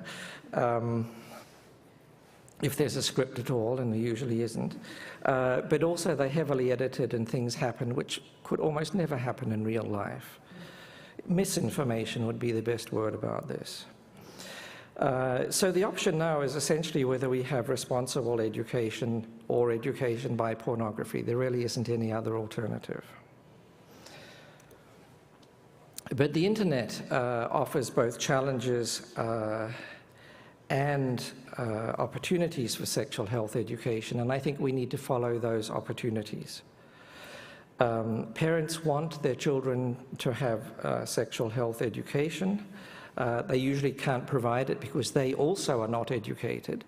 Let's realize that the only difference essentially between a parent and an adolescent is their age. There's not a lot of difference in the thinking quite often, except perhaps the adolescents are now better educated. So we know that most parents want sexuality education. Most of them want comprehensive sexuality education. We need to help parents give this if they want to give it, or provide it on the internet or in other forums if they can't.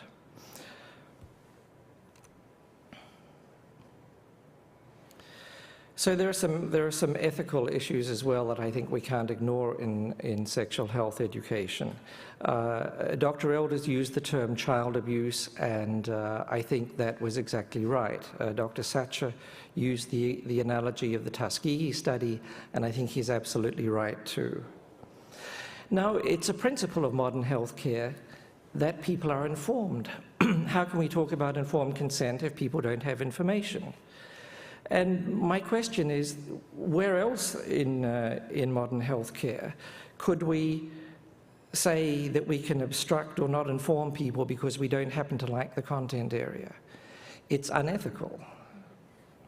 And we need to attack this issue head on as well.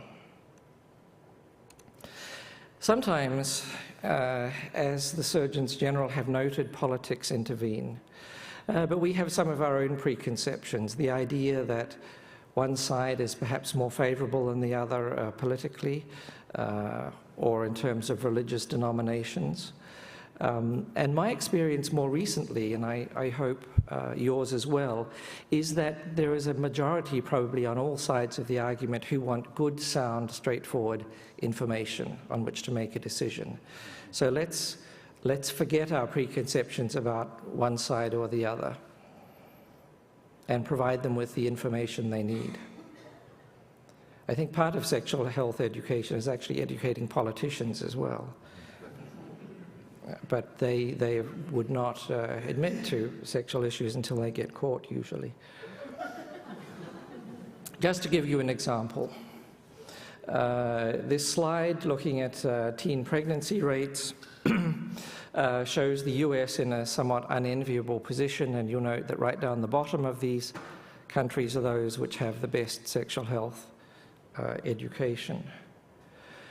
But even within the United States, you can see that we have very variable results with regard to teen birth rates. You see you have Minnesota up there in a kind of virginal white color. You have Texas way down the bottom. I can tell you I've come from the darkness up to the light.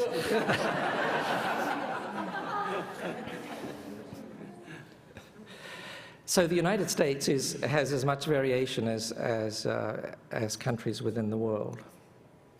So what's the vision, to finish off, of this chair? I suppose, they say that young men have visions and old men dream dreams. I'm going to claim both because I'm trans-aged. I'm a 30-year-old trapped in a 60-year-old body. So the vision, or the dream as you prefer, we're going to have three foci. Clearly, Minnesota is the base focus. And Minnesota also is a good place to have demonstration projects because we've started off so well. And I think we need to stop thinking about physicians and start thinking about nurses and physician assistants and health education teachers as part of the continuum of care. Within the US, there's a crying need for a good graduate certificate course in sexual health that can be done primarily on the internet, but with some face-to-face interaction. We're going to be sponsoring a regular sexual health education research summit, the first one being in Albuquerque in November. And we're going to expand the existing medical school education summit to include nursing and physician assistants. The future is integrated care. In fact, it's not the future, it's the present, to be honest.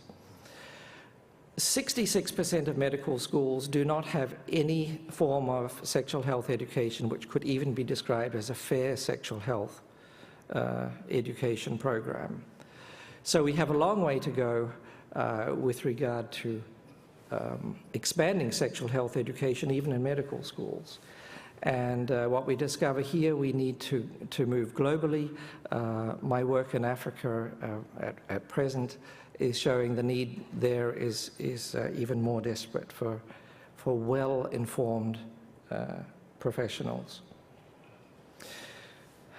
We are going to have a state-of-the-art website which will include accessible sexual health information and topics. When people have questions about sexual health, they invariably go to the internet first. Frequent questions and answers, course materials for certificate in short healthcare courses that we will design curricula for, and I think the ongoing details about current research and clinical services. But we will have modules for teens, parents, transgender people, elders, LGBT youth, where people who can't access the information wherever they are, they might be in some tiny town out in the west of, I won't mention any state. I still have friends in Texas. We will develop evaluation instruments, and you see up here the cover of the second edition of our textbook on sexual health concerns for clinicians. We'll update that to a third edition and put it on the web so that people can freely access it. I've already mentioned the need. If we educate, we have to evaluate. And so we need good instruments to evaluate the impact of our sexual health education and translate those measures for international use. I've also mentioned the certificate course, and we're talking with a couple of large Swedish universities to try and make this an international course that will be open to people from all over the world. May even be expanded eventually to a master's, and we're well on the way to developing, with Eli's help, a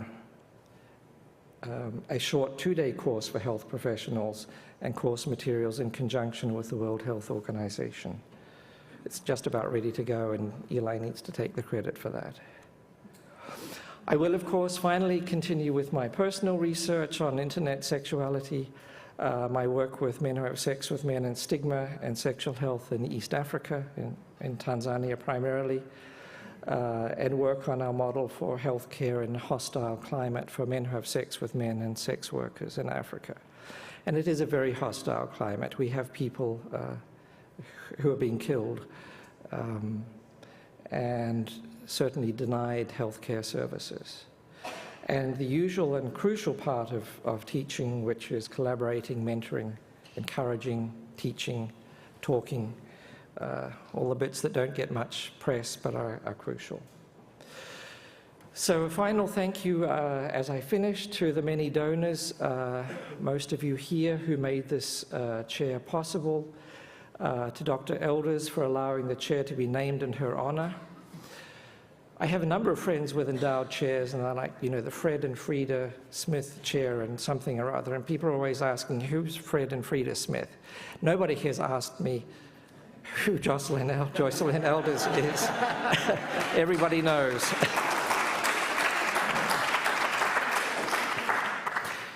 And let me add that most endowments are for what are socially safe areas, and a double thank you, Dr. Elders, for allowing your name to be associated with something that's cutting edge and challenging. And finally, to my colleagues, if we're going to raise the standards, then this is something we have to do together in the program in Human Sexuality. So this is not a one-person band, this is an orchestra. Thank you.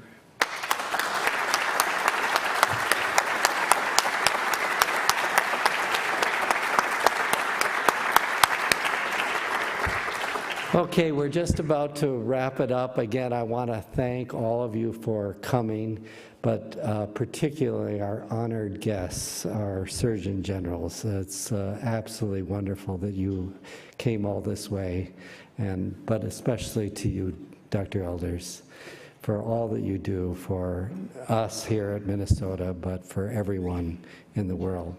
So, but we are not going to stop with this Elders Chair. We are moving to take the program to being a world-class institute in sexual health. And it is going to take more than these two chairs to really do that. We are on the cusp of greatness, something very historic. We need to seize this moment in time and history with the issues that are confronting us and provide a science-based solution to those many issues. We need research, we need education, we need to provide clinical services here or through telehealth. We have to really expand our reach, and it's going to take all of us to really help reach that goal. So it's thank you, but also please help us further. And I'm going to ask Deborah Arundel, Vice President of the American Sexual Health Association, on behalf of the many organizations who supported this chair, to just make some closing remarks and thank everybody for being here. So.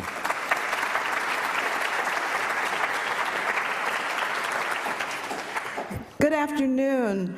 I asked Eli for a couple of minutes to do what he just said, to thank you on behalf of all the organizations that work with him, and on behalf of ASHA, the American STD Association. Dennis Fortenberry is here representing them. Our colleague Kathy Bonk is here representing our colleagues on the Trojan Sexual Health Advisory Council, and to say, wow, I feel like I've been in the presence of rock stars all afternoon. At my age, this is what rock stars look like. Thank you so much. It's been terrific. It's great. So when I start thinking about rock stars, what comes to mind, how many of you are old enough to know the song Eli's Comin'? So the song Eli's Coming keeps saying, Eli's coming, hide your heart, right? Well, we know when Eli's coming, your heart is so safe with Eli, you don't need to hide your heart. But boy, you better hide your wallet. And what that brings to mind is that he is way too modest to stand here and say anything other than all of us did this. We did this together. And on some level, he's absolutely true. He's absolutely right. But wow. This is a vision. This is a tireless effort. This is an incredible amount of work and persuasive powers, the likes of which many of us will never see again. One of our colleagues said she didn't even know what an endowed chair was when she wrote the check. Eli was coming, we start writing our checks. And I was having lunch with my colleague, Dennis, at dinner, and I said to him, boy, I was in meetings with Eli last week. We were with the Surgeon General and the Assistant Secretary for Health, and he is really something. The guy doesn't take no. And Dennis said to me, yeah, you can just slam the door in his face, he keeps coming. I said to myself, you slam the door, he's looking in the window. Hey, hey. So I felt that one of the most important things that all of us could do in this moment, as we bow to Dr. Elders, who lets me call her Aunt Joyce, thank you for that, as we thank this amazing panel of Surgeons General, who together, you know, we're heading toward an election year. I just wish we could bundle them into candidate 2.0. And boy, we would all go to the polls quite happily. But if all of you could join me and our colleagues from these organizations in giving a huge hip hip hooray, thank you so much to Eli for bringing us together like this.